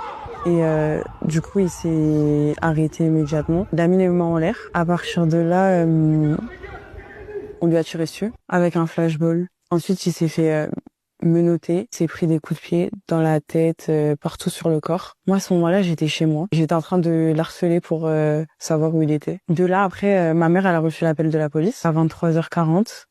Lui disant que son fils était placé en garde à vue et qu'il serait hospitalisé. Il a des antécédents médicaux, il a une maladie chronique. Le moindre microbe, c'est urgence. Ma mère, elle redemande s'il est blessé ou... Et on nous dit, écoutez, vous avez le culot de nous poser la question alors que votre fils a attaqué la police. Ensuite, on a été raccrochés au nez. Moi, je commence à appeler les hôpitaux toute la nuit. Ils nous disent plusieurs fois qu'il n'y a pas son dossier. On commence à rappeler le commissariat qui nous répond pas. Silence radio. J'avais extrêmement peur. Le lendemain, notre avocat nous appelle pour nous dire que il est toujours en garde à vue. Ma mère, elle a failli faire une crise. Au départ, elle était dans un déni, elle voulait juste trouver son fils. Ensuite, elle a failli faire une crise quand on lui a dit qu'il était toujours en garde à vue, qu'il avait passé la nuit là-bas, qu'il n'a pas été hospitalisé. Suivant sa garde à vue, il est rentré à la maison. Et au final, même quand il est rentré, il nous a dit, quand je vais vous raconter, vous allez pas me croire. Et en fait, les détails, ils étaient encore plus sombres que les vidéos. Il avait des vêtements déchirés, il était blessé, il boite, le bras plutôt plié comme ça, dû à sa blessure. Il a pas dormi de la nuit. Il m'a dit concrètement, j'ai des images dans la tête. Et le lendemain, 15 ans. après sa douche, il a fait un malaise, il est tombé. Et nous, dès qu'on a entendu le bruit, on est parti voir. On a appelé les pompiers. Il a passé 24 heures à l'hôpital de mercredi à jeudi. En fait, pour nous, c'est inhumain de faire ça. Un enfant qui se fait ruer de coups et vous l'emmenez pas à l'hôpital. On a déposé plainte. On s'attend à ce que les policiers en question, ils soient punis pour leurs actes. Oula, bah tu vas attendre longtemps, cousine. Je suis désolé de te l'annoncer. Ils peuvent pas continuer à porter ce statut de policier alors qu'ils ont agressé et maltraité un enfant. Force à cette personne, sa famille, le petit de 15 piges. C'est scandaleux. C'est scandaleux. Vraiment, j'ai pas les mots. Et toujours à Noisiel, il y a un père de famille de 35 ans aussi, connu comme artiste, rappeur, je crois, Flavel ou un truc comme ça. Et les violences qu'il a subies, il raconte les violences qu'il a subies, pareil, par des agents de police à Noisiel. Tout a été filmé par les riverains sous plusieurs angles, frérot. On peut pas faire plus multicam. Et vous allez voir, c'est affligeant. Hein. C'est affligeant. On écoute tout de suite. La façon comment j'ai été frappé, vous en pensez quoi? Flavel témoigne pour la première fois dans les médias. Ce père de 35 ans a été victime de violences policières à Noisiel le 16 mars. À ce moment-là, j'ai vu ma vie défiler. La scène a été filmée par plusieurs riverains. Ah, donc c'est lui ce qu'on avait vu. Et là, je suis soulagé parce que s'il n'y avait pas de vidéo, on m'aurait jamais cru. Le Monde a pu récupérer des images inédites des faits. Accompagné du témoignage de Flavel, voici ce qu'il s'est passé. Donc la scène se passe le 16 mars 2026 à Noisiel et ça commence vers 21h par l'interpellation de 2 personnes âgées d'une vingtaine d'années pour des violations d'interdiction de paraître, qui sont des mesures issues de la loi pour lutter contre le narcotrafic. Une 3e personne est interpellée pour provocation à la rébellion, selon le procureur de Meaux. 2 heures après ces interpellations, une trentaine de personnes se regroupent devant les locaux de la police municipale et vont tirer dessus avec des feux d'artifice et des engins incendiaires. Cette vidéo que vous voyez là, c'est Flavel qui l'a prise. Car lui, à ce moment-là, il se trouve à quelques dizaines de mètres en train de commander à manger après sa journée de travail. J'hésite à choisir un menu et au moment où j'hésite, j'entends des bruits dehors. Et je vois, il y a des pétards, des feux d'artifice qui vont vers le haut, vers le ciel, quoi. À ce moment-là, quand moi je filme, et c'est quand même assez loin de où ils étaient en train d'envoyer des feux d'artifice. Les policiers municipaux qui sont à l'intérieur du bâtiment appellent à l'aide les effectifs de la police nationale qui arrivent assez rapidement sur place. Parmi les effectifs qui arrivent, notamment un équipage de la BAC Nuit. Selon le communiqué du procureur, encore une fois, le véhicule est endommagé en arrivant sur place. Il serait victime de jets de projectiles. Ce véhicule de la BAC arrive et s'arrête à quelques centaines de mètres du poste de police. Les policiers descendent. On les entend lancer des invectives envers les personnes qui se trouvent à proximité. Ils se dirigent ensuite vers l'un d'entre eux et procèdent à un premier tir de lanceur de balles de défense. À toi. Si les images ne permettent pas de déterminer si ce tir touche quelqu'un, la sœur d'un des mineurs interpellés affirme qu'il a impacté son petit frère. Pendant ce temps, 2 autres effectifs se dirigent vers 2 personnes qui sont sur le bord de la route. Quand le policier vient vers moi, déjà je vois il est très agressif. Je lui dis, nous on va manger. Et nous on part. Mais quand je revois, il revient en arrière et après il passe par derrière la voiture et il vient vers moi. J'ai peur. Dès qu'il me met des coups, après il m'enchaîne. J'essaie de me protéger et à un moment donné, j'essaie de courir. À ce moment-là, je m'arrête, je me mets un peu de profil parce que j'ai peur qu'il me tire dessus. Et là, on avait sur la vidéo la suite. Et là, au moment où ils viennent sur moi, je ressens un coup dans la tête. Après là, je me prends plein de coups et après, d'un seul coup, je vois des étincelles, je vois quelque chose qui explose à côté de mon visage. L'objet qui produit toutes ces étincelles, c'est une grenade lacrymogène. Ce sont des grenades qui n'ont pas vocation à exploser, à détonner, mais à créer un large nuage de fumée lacrymogène, c'est-à-dire qui irrite les yeux, qui empêche de respirer. Normalement, elles sont envoyées par les policiers assez loin d'eux pour incommoder une foule qu'ils auraient du mal à contrôler. La dinguerie. À ce moment-là, moi, j'arrive plus à respirer. J'ai envie de dire, j'arrive pas à respirer, mais je peux pas parler. Et après, je me prends des coups et à un moment, j'ai perdu connaissance. J'ai laissé mon corps... il n'y avait plus de force. Comme on peut voir sur les vidéos, je bouge plus.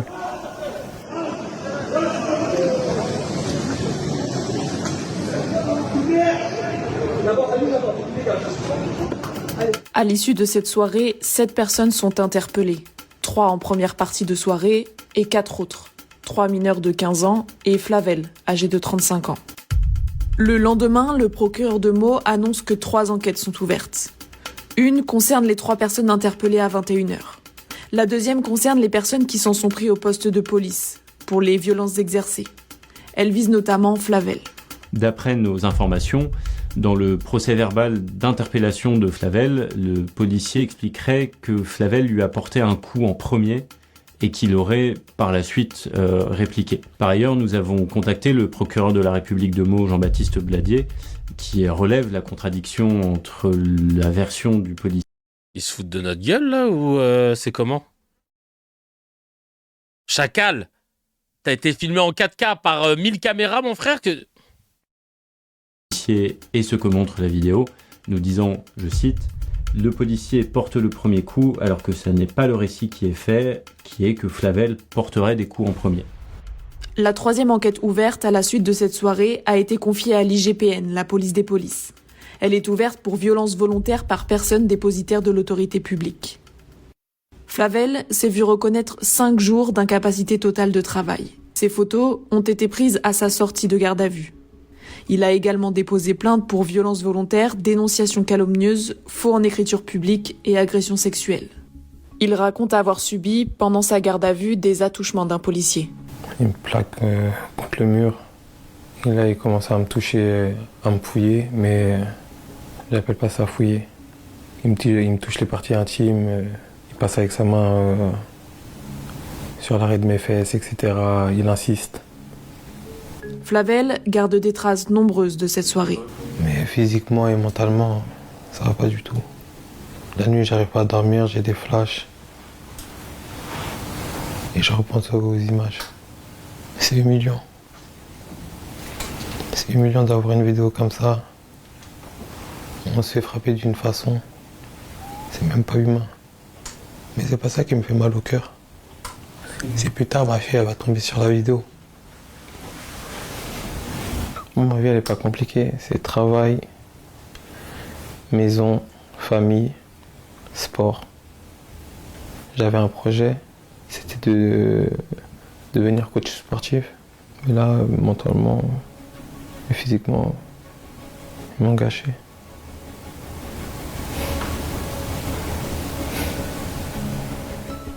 La police nationale indique qu'en parallèle de l'enquête judiciaire, une enquête administrative est toujours en cours. Et que si des manquements aux règles déontologiques ou un usage disproportionné de la force étaient établis, ils feront l'objet de suites disciplinaires et ou judiciaires.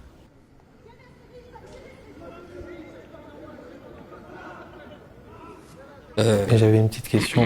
La façon comment j'ai été frappé, vous en pensez quoi? Flavel témoigne pour la première fois. Ah, ça reprend. Je croyais que c'était une dernière. Waouh. Waouh. J'ai pas les mots. J'envoie toutes mes pensées à Flavel, à sa famille et ses proches. Et surtout à lui et tout mon soutien. On est ensemble. CKR, c'est pas un média de tarlet ouf, mais tu vois, on va en parler, on en parle. On a montré ton témoignage, on espère que ça touchera des gens. Je n'ai pas les mots. Je n'ai pas les mots pour... Je n'ai pas les mots. Qu'est-ce que tu veux que je te dise? Comment tu veux ne pas avoir la rage? Un père de famille, Chacal. 35 piges. Voilà. Voilà. Qui nous protège de la police? nous dit Chica Chic Paris. J'ai l'impression qu'on a des vidéos comme ça quasiment tous les 2 jours. Tous les 2-3 jours, j'ai l'impression qu'on a tout le temps des... Et là, je voyais Berserk qui me dit que dans le Discord, il m'a balancé encore un autre truc. C'est systémique, à ce niveau-là, c'est systémique. Comment se fait-il que toutes les personnes que tu formes, avec une déontologie, etc., puissent se retrouver à faire ce genre de choses? C'est systémique. Et l'origine de la police, même, est raciste. Quand elle a été créée à la base sous Napoléon, si je dis pas de bêtises, c'était pour contrôler le contrôle aux faciès. Il vient du fait de contrôler les gens qui étaient physiquement différents, c'est-à-dire plutôt basanés, pour voir s'ils avaient un certificat d'affranchissement ou pas. Contrôle aux faciès. Day one, première mission. T'as été un esclave ou t'es libre? Et de fil en aiguille, ils ont perpétué cette tradition en mettant toujours des gros racelas ou des gens qui faisaient des dingueries dans les colonies et qui, non, voilà, par contre, abusent Michel, et du coup, il devenait préfet de police. C'est une dinguerie. Donc, en fait, de base, d'un point de vue systémique, la police est raciste. C'est un truc de ouf. Je suis choqué. Clément Gerbeau qui dit « Il a quand même la preuve qu'il ne participe pas au débordement. Hâte de voir quelle excuse va encore inventer les GPN pour défendre les policiers. » Ah non, mais de ouf. Non, mais frère, c'est horrible. Ça ne date pas d'hier. Non, mais oui. Et c'est pour ça, en fait, que même avec l'arrivée de Noirs et d'Arabes dans la police, ça ne change strictement rien. Ça ne change strictement rien parce que le background psychologique des gens, des individus, est à peine recherché, est à peine inspecté, parce que le système te permet de créer, et c'est mon beau-frère qui est policier, je vous en parle souvent, qui est l'exception qui confirme la règle, hein, ni plus ni moins, hein. Je dis pas que c'est un surhomme, c'est juste l'exception qui confirme la règle. Et il me dit, Kevin, pour certains, l'arme qu'ils ont à la ceinture, c'est le prolongement de leur appareil génital. Le fait d'avoir un uniforme et d'être armé, c'est ce qui leur procure un sentiment d'existence dans la société. Ils n'existent qu'à travers ça. Et c'est leur force. Ils ont l'impression d'être au-dessus d'autres citoyens. Et c'est pas possible. C'est pas possible. Bref, allez, on passe tout de suite au scan.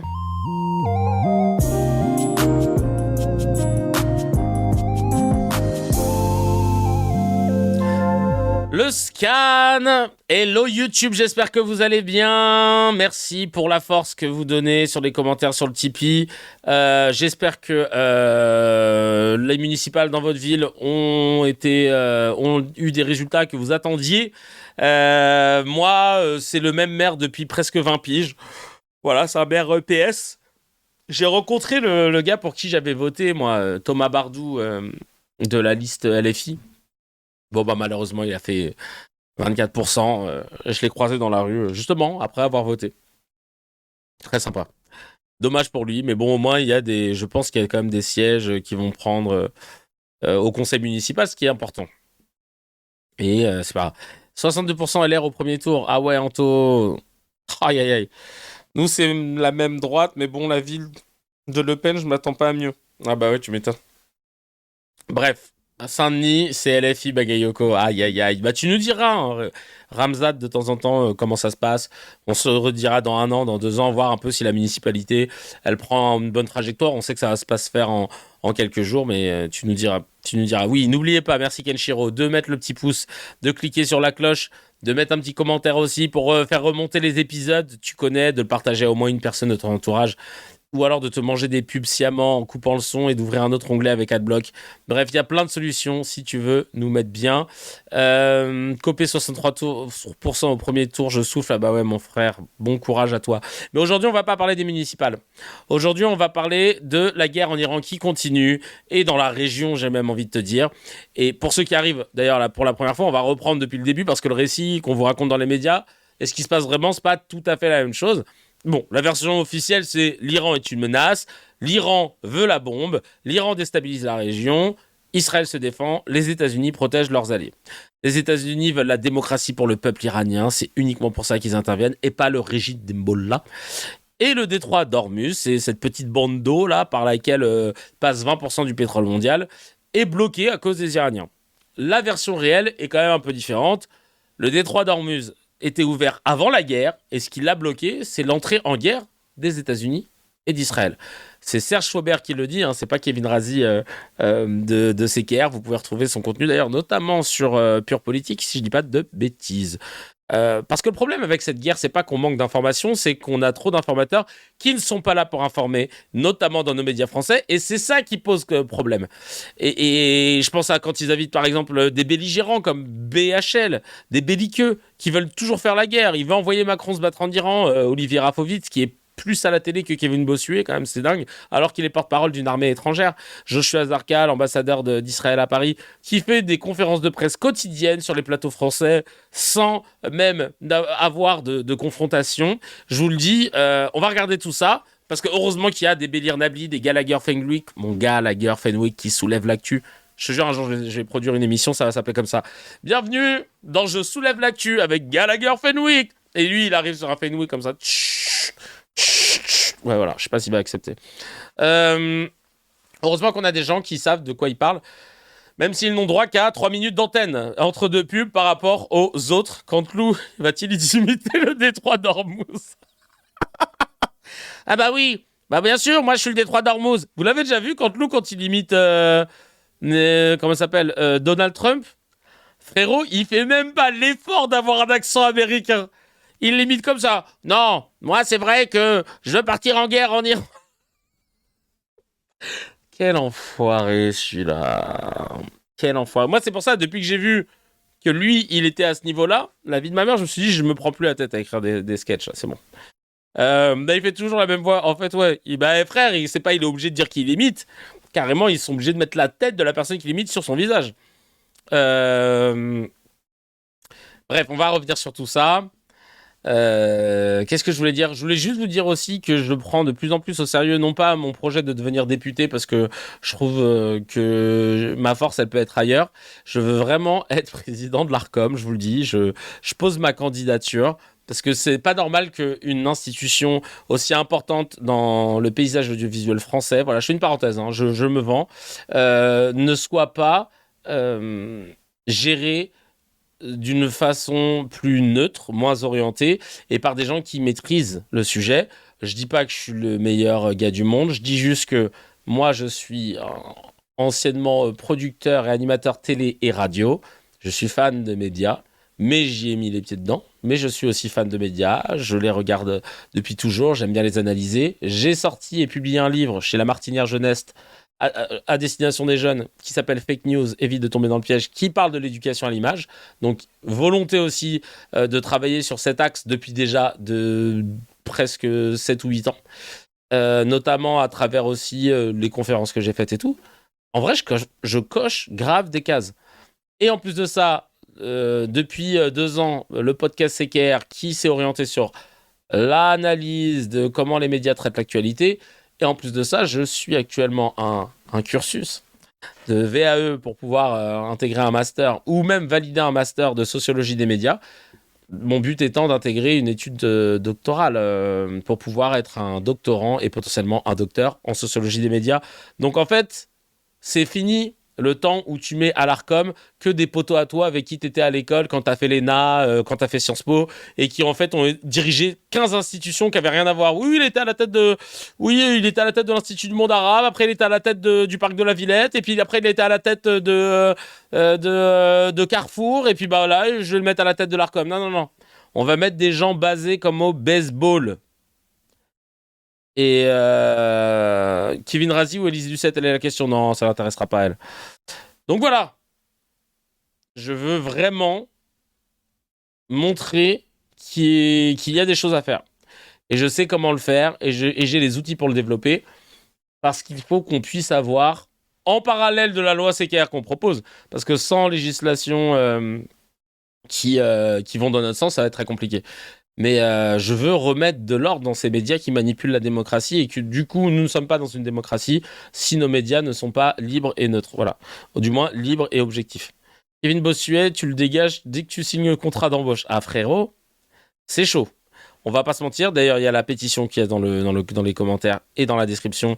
Change.org, proposition de loi CKR. La CNAFO, pas élu, alhamdoulilah, oui aussi. Je te jure que CKR Arcom, l'arc CKR Arcom, ça peut être quelque chose. Bref, je l'ai dit, je l'ai pensé, et peut-être même qu'on devra y aller par la force, sans frapper les gens, mais genre se mobiliser. On débarque, on est genre, je sais pas moi, 5000, et devant l'Arcom, et on rentre. Et on dit, bah à partir de maintenant, on arrête. Putsch, normal.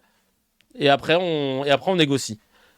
Frérot, si on n'a pas le choix, parce que c'est pas normal que ce soit des cadeaux qu'on se fait entre le président a trop de pouvoir dans notre pays, ça ne peut pas être une démocratie. Et il n'y a plus de république de toute façon quand le pouvoir ne s'impose pas à lui-même le respect de la loi. Gaston Monerville. Parenthèse fermée. Mais oui, pression populaire sinon. La guerre en Iran par Israël et les USA. On commence direct avec notre gars sûr, Bélir Nabli. Et qui va nous expliquer quelque chose de très important. Je commence direct par même ce qui aurait pu être la conclusion. Le silence russo-chinois. Et vous allez comprendre pourquoi, parce que c'est vrai que l'Iran est allié, ou du moins commerce avec la Chine et l'Iran. La Chine et l'Iran, avec la Chine et la Russie. Pourquoi les Russes et les Chinois n'interviennent pas? Même si les Chinois ont dit, je pense qu'il faut arrêter Netanyahou et le livrer parce qu'il a fait des crimes de guerre, des crimes contre l'humanité, donc je pense qu'il faut l'arrêter. Déjà, les Chinois, c'est étonnant qu'ils disent ça. On sent qu'il se passe quelque chose quand il y a des déclarations publiques comme celle-ci de la part du président chinois. Mais là, regardez ce que Bélir Nabli nous dit derrière le micro d'LCI. Oui, incontestablement, il faut bien interpréter, comme on le fait actuellement, le silence de Vladimir Poutine. C'est un silence jouissif pour lui, en fait. Cette opération va dans le sens de ses intérêts, à la fois matériels, ça a été rappelé, mais aussi immatériels. Je m'explique. L'opération israélo-américaine a consisté finalement à agresser un État souverain pour des motifs qu'on pourrait discuter, mais ça va dans le sens d'une conception des relations internationales russes, à savoir basée sur le rapport de force.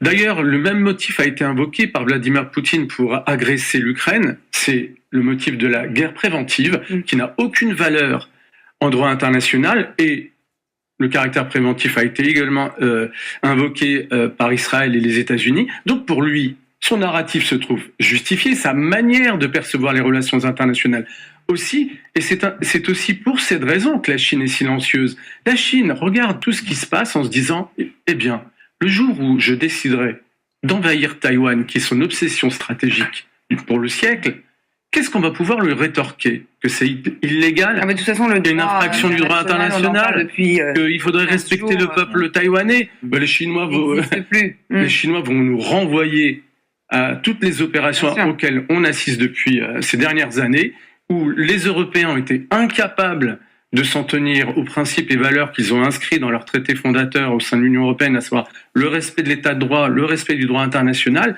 et on va donc être, du point de vue du narratif et du point de vue donc diplomatique, complètement neutralisé, et c'est ainsi qu'il faut comprendre le silence russe et chinois. Merci beaucoup à Bélir Nabli qui a dit les termes, et c'est très important de se rendre compte de ça. C'est très important de se rendre compte de ça. C'est là qu'en fait que le bas blesse. C'est là qu'on perd. C'est là qu'on perd. Effectivement, si les Occidentaux approuvent l'action américaine et l'action états-unienne et israélienne, alors les Russes vont nous dire quoi? Bon, bah alors dans ce cas, ce que je fais en Ukraine, c'est OK.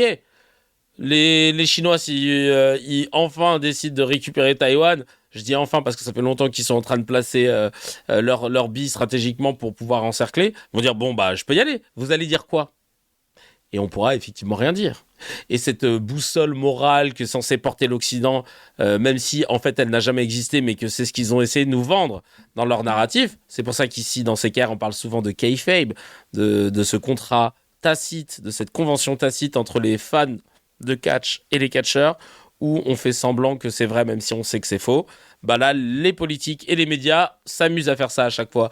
avec la posture de l'Occident en disant voilà, nous on sait que c'est nous les gentils, même si en vrai c'est faux. C'est un peu ça. Voilà, il semble logique que laisser les États-Unis déstabiliser le Moyen-Orient entraîne un feu vert pour d'autres puissances d'aller déstabiliser le reste du monde. Mais oui, Vice qui dit il est excellent ce mec, c'est un vrai franc. Catherine qui dit exactement.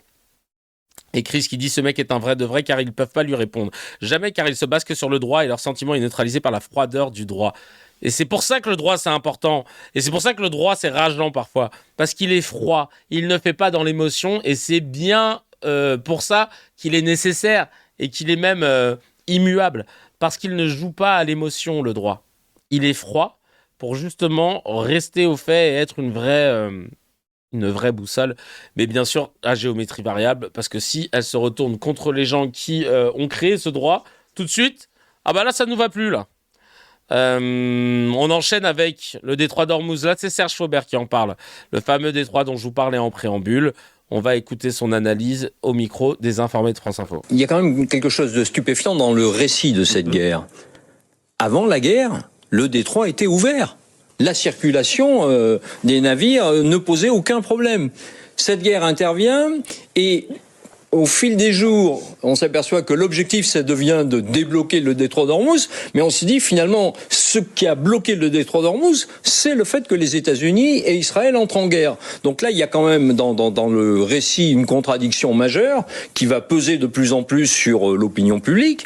En plus, on sent maintenant qu'il y a une escalade, ou plus exactement, la logique militaire tend à supplanter la logique politique, parce que si on va à Karak, très bien, on va mettre 12 000 marines... On va expliquer peut-être Serge Faubert, parce que pour ceux qui nous écoutent, c'est pas forcément clair. C'est l'île où il y a des installations. Une trentaine de kilomètres des côtes iraniennes. Enfin, je vous laisse. Voilà, et c'est l'île où il y a toutes les installations pétrolières qui permettent d'approvisionner en pétrole l'Iran, la consommation intérieure, et qui permettent de fabriquer l'électricité nécessaire à la population. Et le raisonnement de Trump, c'est de dire, si on casse ça, effectivement, ils auront plus d'électricité. Avec des interrogations sur l'envoi de troupes au sol. Voilà. Effectivement, et donc la population va se soulever. Alors d'abord, c'est pas évident, mais deuxièmement, si on envoie des militaires américains sur cette île, il va falloir en envoyer sur les côtes pour éviter des tirs depuis la côte. Et puis, chemin faisant, on va de plus en plus rentrer sur le territoire iranien. C'est-à-dire que, au départ, on nous avait présenté cette intervention. Trump pensait que c'était en 3 jours, c'était fait. On bombardait, on tuait les 40 méchants, les 40 voleurs, j'allais dire, et puis fin de l'histoire. Or là, on est en train quand même de commencer à nous vendre la nécessité d'aller au sol pour une opération ponctuelle, mais qui sera pas aussi ponctuelle que ça, et qui ira de plus en plus loin. Et puis on nous dit, on va attaquer aussi par le Kurdistan, donc on va avancer du côté du Kurdistan. Bref, et en plus, Trump, aujourd'hui, est en train de demander tranquillement, décontracté, aux Européens d'aller faire le boulot finalement qu'il n'a pas fait et qu'il ne veut pas faire, parce qu'il ne veut pas risquer la marine américaine. Donc il dit, Emmanuel Macron voulait libérer le détroit, venez donc avec le Charles de Gaulle. Non mais c'est ouf. Ils sont complètement dingues. Les USA, ils se sont mis dans la sauce. Et d'ailleurs, vous l'aviez dit dans le chat, le directeur du cabinet, l'ancien directeur maintenant du cabinet antiterroriste américain a démissionné en disant que s'ils se retrouvent en guerre aujourd'hui, c'est pas du tout parce que l'Iran menaçait les États-Unis, mais uniquement parce que Israël leur a mis pression pour y aller avec eux. Donc vraiment, c'est chaud. C'est chaud. Mais ce qu'on nous raconte dans nos médias, tu vois, on en a heureusement quelques-uns qui nous en parlent, mais globalement, ils essayent un peu de simplifier le truc. Un peu comme quand Routel Krief, elle dit, est-ce qu'on peut pas dire à un moment donné que les Iraniens, c'est des nazis et qu'il y a des gentils et des méchants, même si c'est plus compliqué que ça? Non, en fait. Parce que comme tu l'as dit, garde la fin de la phrase, c'est plus compliqué de ça. Et de simplifier intellectuellement, ça ne favorisera que la loi du plus fort. Et c'est ce qu'elle essaye de faire en sous-texte. Regardez, encore une fois, je trouve ça complètement ubuesque qu'on ait le colonel Olivier Rafovitz, qui est un porte-parole d'une armée étrangère, en l'occurrence l'armée israélienne, et qui est plus présent à la télévision que Nagui, quoi. que Canteloup, parce que Canteloup, on voit plus sa tête. La relation aujourd'hui avec Israël et la Russie n'est pas une relation du tout de conflit, mais il est clair que l'Iran a des relations avec la Russie et elles existent encore une fois. Mais je voudrais juste revenir sur un point sur le nucléaire iranien. Pourquoi l'Iran veut la bombe atomique ? L'Iran veut la bombe atomique comme la Corée du Nord à l'époque a voulu la bombe atomique. Sauf que la Corée du Nord a réussi à l'obtenir et a réussi à sanctuariser ad aeternam un régime de gangsters, de voyous et de morts. Si l'Iran aujourd'hui veut la bombe atomique, c'est en fait le régime des mollahs, et c'est presque une petite poignée. Mais excusez-moi, mais ça fait genre 30 piges qu'on dit qu'ils vont l'avoir. Donc soit ils l'ont commandé sur Temu et la livraison est très longue, soit peut-être qu'en fait non, ils ne songeaient pas à l'avoir. Il y a un moment où elles sont où vos preuves à chaque fois. C'est un truc de ouf. De ces chefs mafieux, gangsters, criminels qui veulent la bombe atomique. Oui, là en fait ils parlent d'eux. C'est Israël qui a eu, en dehors de toute convention, qui a développé son arsenal nucléaire. Atomique comme un joujou personnel. Et vous alors ? Pour sanctuariser leur pouvoir. Et vous alors ? Maintenant, ça fait des années que cette histoire court, elle continue. On ne peut pas laisser... Voici la preuve. Voici la preuve qu'il y a des armes nucléaires en Iran. Tout est là. Mais non, c'était pas ça qu'il fallait prendre. Ah bon ? Ah merde, c'était ça, pardon. Voici la preuve, je me suis gouré. C'était là. Pardon. Désolé, je me suis trompé. Bah oui, mais il y a trop... Pourquoi tu laisses la canette ici, toi ? T'es marrant ? Et ce régime, même si aujourd'hui il est en difficulté grâce à l'action israélienne et américaine, se radicaliser et de nouveau essayer par tous les moyens d'obtenir la bombe atomique. Parce que ce régime n'a aucun problème d'aller dans une politique de jusqu'au boutisme, c'est-à-dire de mettre l'Iran à feu et à sang, qu'il y ait des milliers de morts en Iran, puisqu'on a vu qu'ils ont tué eux-mêmes entre 50 et 60 000 Iraniennes et Iraniens entre le 8 et 9 janvier. Ah ben non, c'est 50-60 000. Alors attendez, moi je lâcherai pas mon take là-dessus. Quand à Gaza, on parlait de 10, 20, 30 000 morts, ils nous disaient c'est les chiffres du ministère de la Santé du Hamas. Et oui, il y a des ONG qui le rapportent, mais on peut pas savoir, il faut vérifier, il faut prendre des pincettes. Là, on ne sait pas sur quelle base, mais il y a carrément 60 000 morts en 2 jours en Iran. Ils nous disaient 30 000 morts en 2 jours, 60 000 morts en 2 jours. Les médias n'ont pas accès. Qui a pu nous confirmer les chiffres ? C'est un truc de ouf que dans ce sens-là, ça ne gêne personne de sortir des chiffres totalement extrapolés, sans qu'il y ait quelqu'un qui essaye de faire le garde-fou en disant « Alors attendez, parce que là, ce sont les chiffres de là. » On précise même pas d'où viennent les chiffres. Alors qu'à chaque fois qu'on parlait des morts gazaouis, il fallait sortir une source, t'as ça, frère, avec une blockchain pour être sûr que tu dises la vérité. Et même quand tu donnais des sources, on disait « Oui, mais c'est les chiffres du ministère de la Santé du Hamas. Oui, non, mais c'est l'ONG Amnesty International, ils sont un peu chelous. Oui, mais... » Non, mais frère, je ne comprends pas comment ils peuvent à chaque fois avancer ce truc-là pour l'Iran sans que ça leur pose problème, alors que quand on parlait de Gaza, et quand je dis eux, je parle autant des propagandistes qui du coup évidemment légitiment l'action israélienne, que les médias français, que les journalistes, les éditorialistes français. C'est un truc de fou. Personne n'a une source. 2026. Et je l'ai cherché. Hein. Je l'ai cherché. On est sur moins de sources que les personnes qui rapportaient les morts à Gaza. On est sur des trucs de rapports d'ONG potentiels, machin, mais il n'y a pas de truc officiel. Et pourtant, tout le monde a décidé de se dire « Non, mais on pense que c'est vrai. » Parce que ça va dans leur biais. En fait, il y a un biais d'attribution qui considère chez eux que c'est plus simple d'accepter que là, c'est vrai, parce que ça va dans mon narratif, plutôt que quand c'est à l'encontre de mon narratif. C'est tout. Enfin, c'est un truc de ouf. Durant des manifestations anti-régime. Donc, ils n'ont aucun problème qu'il y ait des morts en Iran.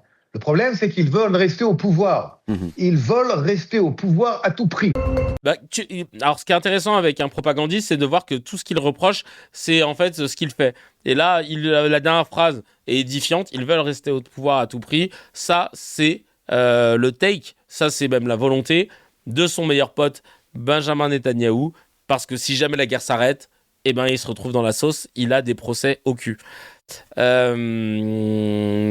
Marlis qui dit ok, est-ce que tous les pays du monde n'ont pas voulu et veulent ce joujou pour exactement les mêmes raisons? Bah ouais, inversion accusatoire, c'est pathologique. Non mais de ouf. Et BHL qui décide évidemment de donner son avis. Je ne comprends toujours pas pourquoi il est invité. #Razi président Arcom, parce que moi président de l'Arcom, des personnes essayistes qui n'ont aucune compétence particulière pour parler du sujet, c'est pas non plus le droit de s'exprimer. C'est que sur les chaînes d'information, on ne les invite pas au même titre qu'on inviterait un spécialiste, quelqu'un qui soit a une expertise concrète, universitaire ou bien de terrain.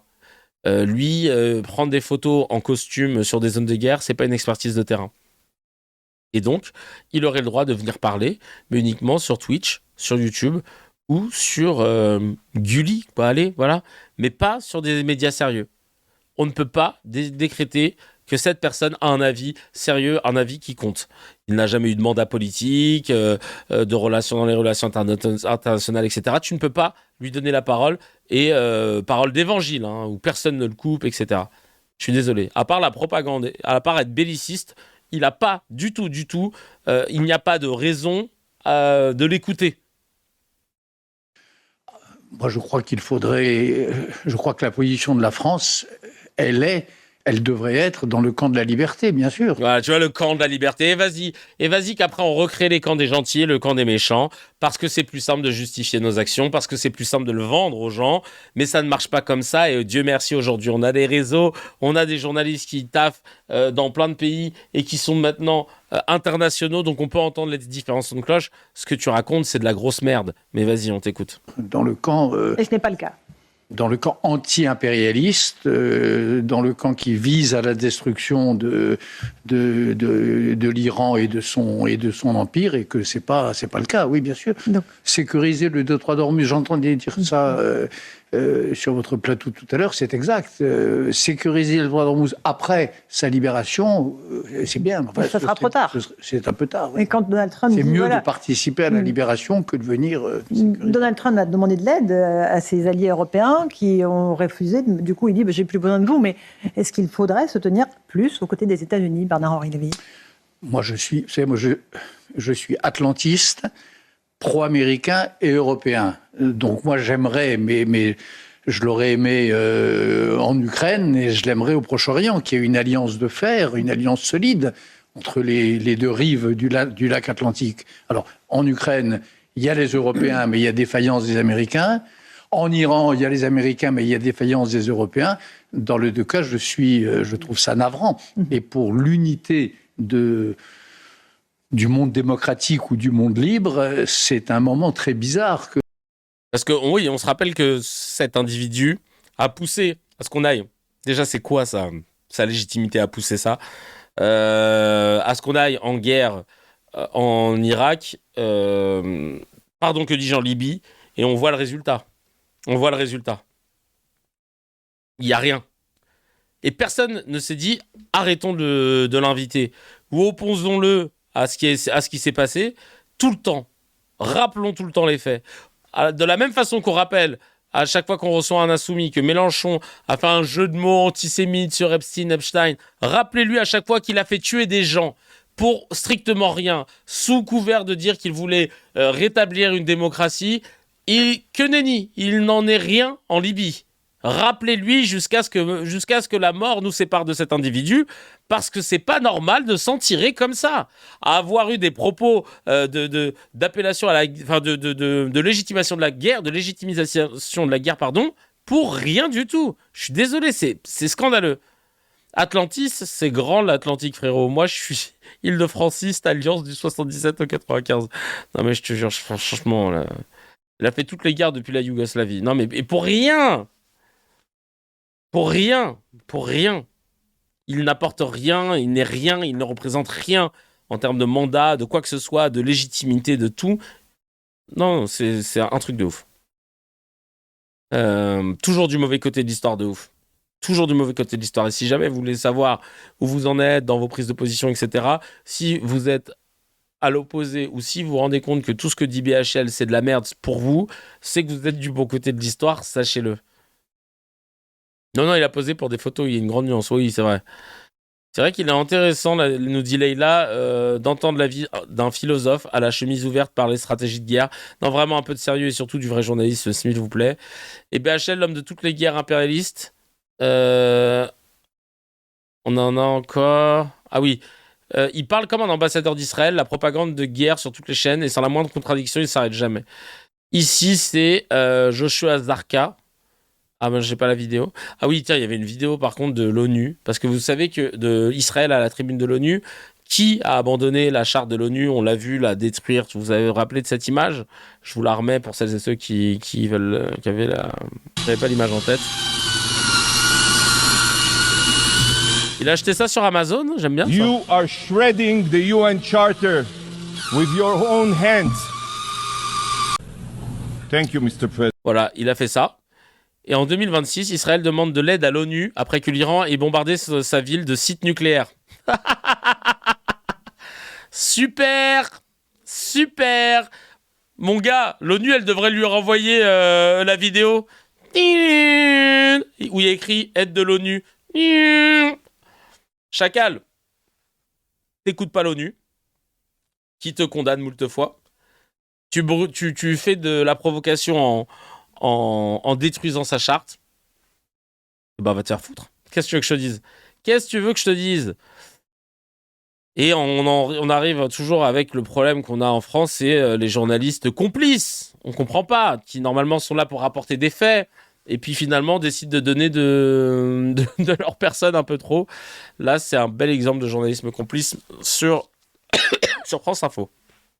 De Netanyahou lui-même, c'est un monsieur qui est recherché par la Cour pénale internationale, qui est sous mandat d'arrêt pour crimes contre l'humanité. Son gouvernement est accusé de génocide. Donc les Iraniens utilisent ce genre de messages. Accusé de génocide par qui? Pas officiellement. Accusé par Amnesty International, par Human Rights Watch, par toutes les commissions onusiennes. Alors, souvent, on se retrouve à avoir des gens qui disent « Oui, Israël est accusé de génocide. Accusé par qui ?» Et ils citent que des ONG. Or, je l'ai déjà dit, je crois, dans un commentaire. Je le dis, je le répète ici, mais vous le savez. Mais c'est important de le dire. Si on vous dit « Israël a été accusé par qui de génocide ?» Vous répondez tout simplement « Israël a été... Vous répondez « L'Afrique du Sud a porté plainte contre Israël pour génocide. Une instruction est en cours à la CIJ. » Point à la ligne. Rentrez pas dans des énumérations. Human Rights Watch, Amnesty International, chacal. C'est des associations, c'est des ONG. On s'en fout. Enfin, on s'en fout. Ils font un travail de ouf. Mais les gars en face vont dire on s'en fout parce que ça n'a pas de valeur juridique. Vous dites simplement l'Afrique du Sud, rejoint par 7 autres pays d'ailleurs depuis, a porté plainte pour génocide contre Israël. L'instruction est en cours à la CIJ. Répondez juste ça parce que ça c'est factuel et on ne pourra pas vous le reprocher. Donc il y a bien une plainte en cours contre Israël pour génocide à la CIJ. Point à la ligne. Point à la ligne. Voilà. Non mais parce que je vous donne les arguments pour clore un débat sur des bases de droit. Parce que toi, tu peux te dire, ça coche toutes les cases du génocide, donc c'est un génocide. Et on en avait fait la démonstration une fois, quand on était allé voir, il y a très longtemps, c'était à l'époque où il y avait encore Dr H, dans un CKR, où on est allé voir c'est quoi les cases à cocher pour qu'un génocide soit reconnu. Et il s'avère qu'effectivement, Israël les cochait toutes. D'autres ONG ont dit qu'Israël cochait 5 cases sur 6. Moi, je voyais qu'on les cochait toutes. Et je vous avais montré les sources. Maintenant, il faut rester sur le factuel. Voilà. Alors, la suite de la vidéo. Et même des organisations comme B'Tselem, israéliennes, ont qualifié de génocide. 86% des experts du génocide. Ce ne sont pas ces institutions qui sont censées porter l'accusation. Et il y a d'autres institutions qui contestent le terme. Il n'y a aucune institution qui conteste le terme. Dites-moi une. Je vous les retrouverai, mais il y a 2 Israéliennes aussi. Déjà l'ONU. Pardon. Non, l'ONU ne se mêle pas de cela. L'ONU. Non, monsieur, moi je ne laisse pas passer les questions du droit international sur un plateau. Donnez-moi une seule institution de droit qui ne dit pas que c'est pas un génocide. Les Nations Unies. Non. Et derrière, il y a toute la question. Il a tenté l'ONU, on lui a dit non, il a dit les Nations Unies. Des guerres. Non, il est malin le mec. Hein. Il tente l'acronyme, après il tente le nom en entier. Eh bien, l'UNO. Nations Unies illégales, mais qui peuvent être légitimes. Non, mais ok, vous voulez crime contre l'humanité? Non. Je vous dis simplement qu'il y a une théorie qui circule et qui dit. Et c'est France Info, c'est pas CNews 2. Qu'il y a des guerres qui sont considérées comme illégales au regard du droit international et qui pourtant sont légitimes. Il y en a eu menées par le passé qui n'ont pas posé problème. Je pense notamment au Kosovo. Qui n'est pas juridique. Et l'ONU n'a pas pour l'instant qualifié de génocide ce qui s'est passé. Moi, je suis c'est autre chose. C'est vous qui avez ouvert la porte. Oui, je continue. Et les organisations israéliennes, Organization for Human Rights, qui le confirment. Il y en a qui le contestent. Ils confirment que c'est un génocide. Il y en a qui le contestent. Il y en a qui le contestent, surtout d'un point de vue politique. Et il n'y a pas dans l'histoire du droit international un génocide où toutes les institutions l'ont qualifié ainsi. Et de toute façon, si vous ne voulez pas le mot génocide, la Cour pénale internationale le recherche pour crime contre l'humanité. Oui. Donc c'est un criminel contre l'humanité. Ok. Personne ne conteste, le monde entier voit un génocide. Israël dit non, c'est juste une rixe. Une rixe. Ah, purée de pommes de terre, c'est vraiment ça. Hein. C'est vraiment ça.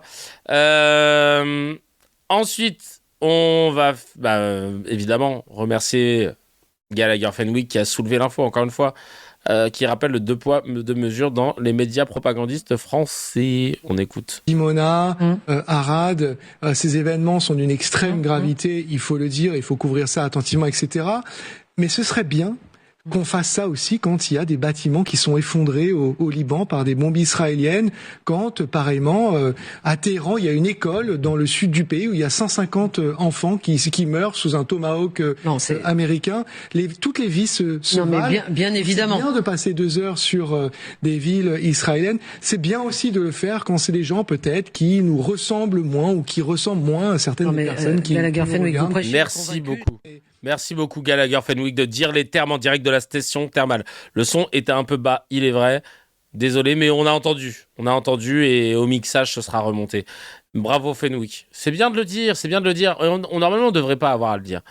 En gros, il disait, c'est bien de parler quand il y a des attaques ou des missiles qui sont tombés sur des villes israéliennes, c'est important.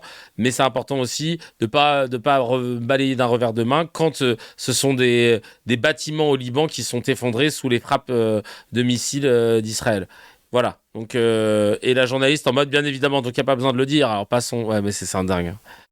C'est mon gars Lager, comme on l'appelle.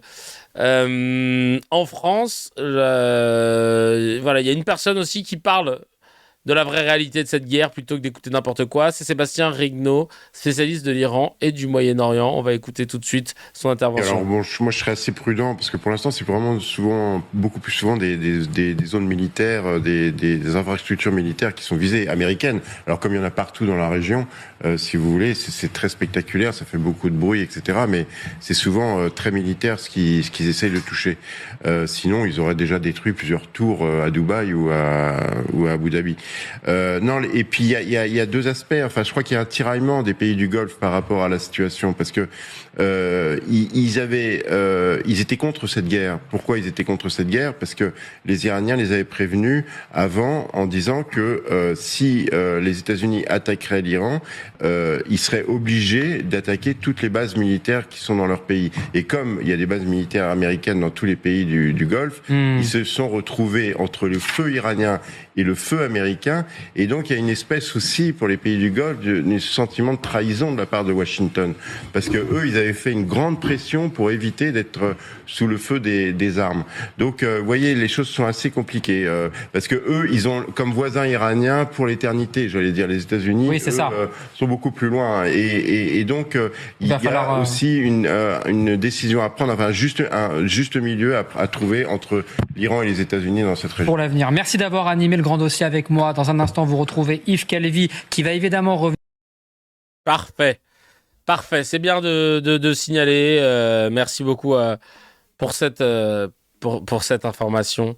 Ça fait du bien d'écouter des spécialistes. Qu'est-ce que ça dit dans les commentaires? Ils vont l'écarter des plateaux télé directement. Allez hop, ça suffit là. Non, j'en aime pas. On parle quand même d'un pays qui a une doctrine militaire qui consiste à frapper la population civile, ça en dit long, nous dit G-Rose. L'Iqua qui dit c'est une honte tout ça. Trump a dit que c'était l'Iran qui a bombardé sa propre école avant qu'il ait des vidéos qui montrent que ce sont des missiles américains. Il a fini par parler d'erreur.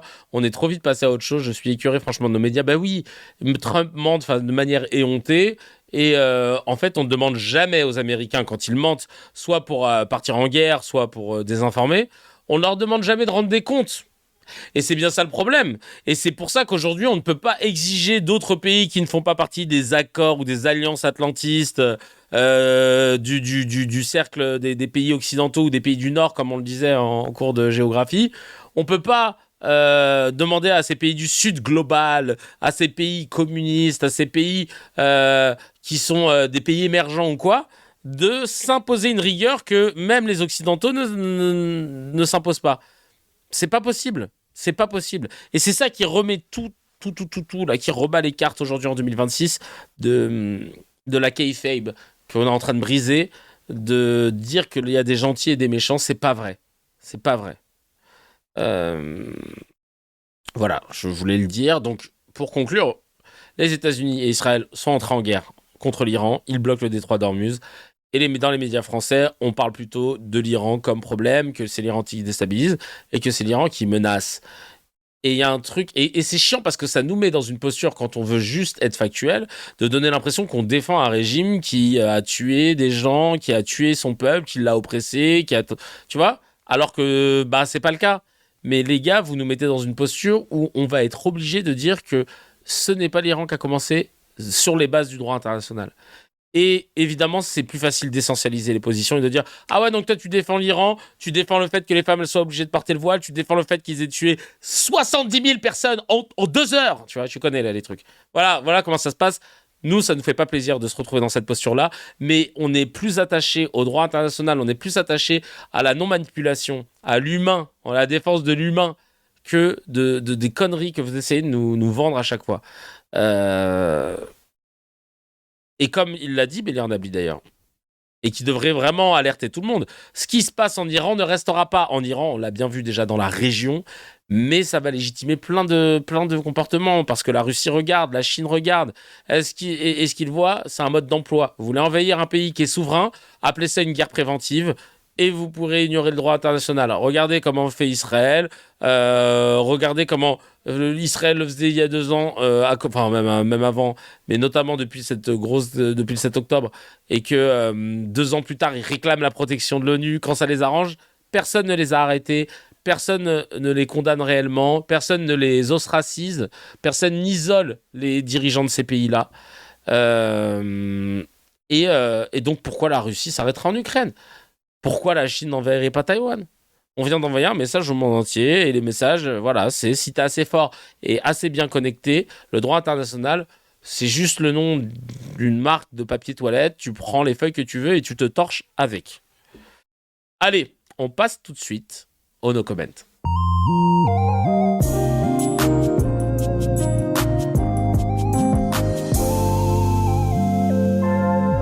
Je lis des news, vous n'avez pas le droit de les commenter, vous pouvez simplement réagir avec des emojis. Balancez vos emojis dans le chat, sur YouTube, vous êtes un peu dissipé à chaque fois sur les emojis. Balancez ça sur le chat, des emojis. Dès que je vois que tout le monde a balancé son emoji, je me lance dans cette course effrénée du no comment où on va essayer de se retenir malgré les dingueries qu'il y a. Allez, je vois... Ça y est, ça émogite. C'est parti, je lance le bail. Donald Trump a réagi à la mort de l'ancien patron du FBI en disant « Robert Mueller vient de mourir, tant mieux, je suis content qu'il soit mort. »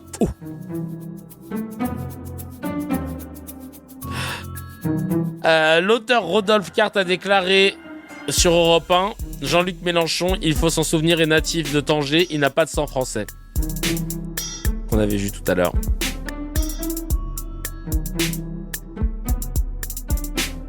Et enfin, à Béziers, Noël et Hanouka sont célébrés dans l'hôtel de ville, mais pas l'Aïd, alors que la communauté musulmane y est l'une des plus importantes de France. Allez, on enchaîne très rapidement avec le miel.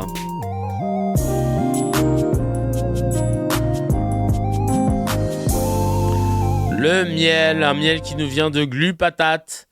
Avec la candidate Laouaria Adouche. D'ailleurs, ça a donné quoi les municipales à Lille? Bon, j'imagine que c'est pas le LFI qui a gagné, hein, il nous en aurait parlé. C'est le maire sortant qui est en tête. Ok. Arnaud Deslandes, 49%, Union Gauche. Ok, d'accord. Bon, dommage. PS écolo, ok. En tout cas, ce sera pas Mathieu Vallée qui a fait 8%, ce naze. 8%, il a un siège. Voilà, il aura un siège. Il aura un siège qui sera donc dans le conseiller municipal.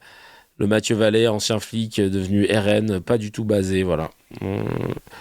Voilà. Bon, on va regarder ce petit miel signé Laouaria Adouche by Glupatate. Laouaria Adouche, vous avez dénoncé pendant cette campagne les notables bourgeois actuellement au beffroi. Ça veut dire quoi cette expression? Ça veut dire quoi? Ça veut dire que ça fait longtemps qu'ils n'ont pas chaussé leurs chaussures et arpenté le terrain. Voilà, tout simplement. Vous ne deviendrez pas comme ça, en fait. Certainement pas. Et en plus, vous savez que je suis de base médiatrice et que le dialogue pour moi est important. Créer du lien avec la population, c'est la base. Et avec toutes les catégories socio-économiques. C'est la base avec tout. On parle avec tout le monde et on s'adresse à tout le monde. Et juste pour rebondir, il y a Monsieur Bali, je cite, qui disait que de votre majorité, que vous étiez incapable d'écoute. Voilà. Alors du coup, moi, maire de Lille, je vous dis et je vous garantis et je vous assure que j'aurai une oreille bien attentive lorsque vous ferez partie du groupe d'opposition lundi prochain. Dommage qu'elle n'a pas réussi à aller au bout, mais clairement à virer à droite. Ouais, j'ai vu. Et salut Samy, l'île Maurice est là. Et Bayrou qui a perdu. Aïe. Bah ouais, chacal. Je suis content qu'il y ait un peu de justice dans cette affaire. Merci à toutes et à tous.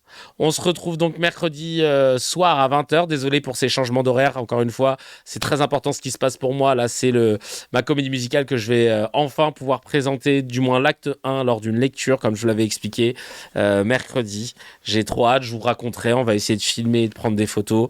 Merci à toutes celles et ceux qui sont là depuis le début et à celles et ceux qui ont rejoint le bateau. Président de l'Arcom, Kevin Razi, vous savez, il est là, il est devant vous. Merci pour les travaux et on se dit à mercredi. On se retrouve même tout de suite sur le Discord pour celles et ceux qui veulent chatter.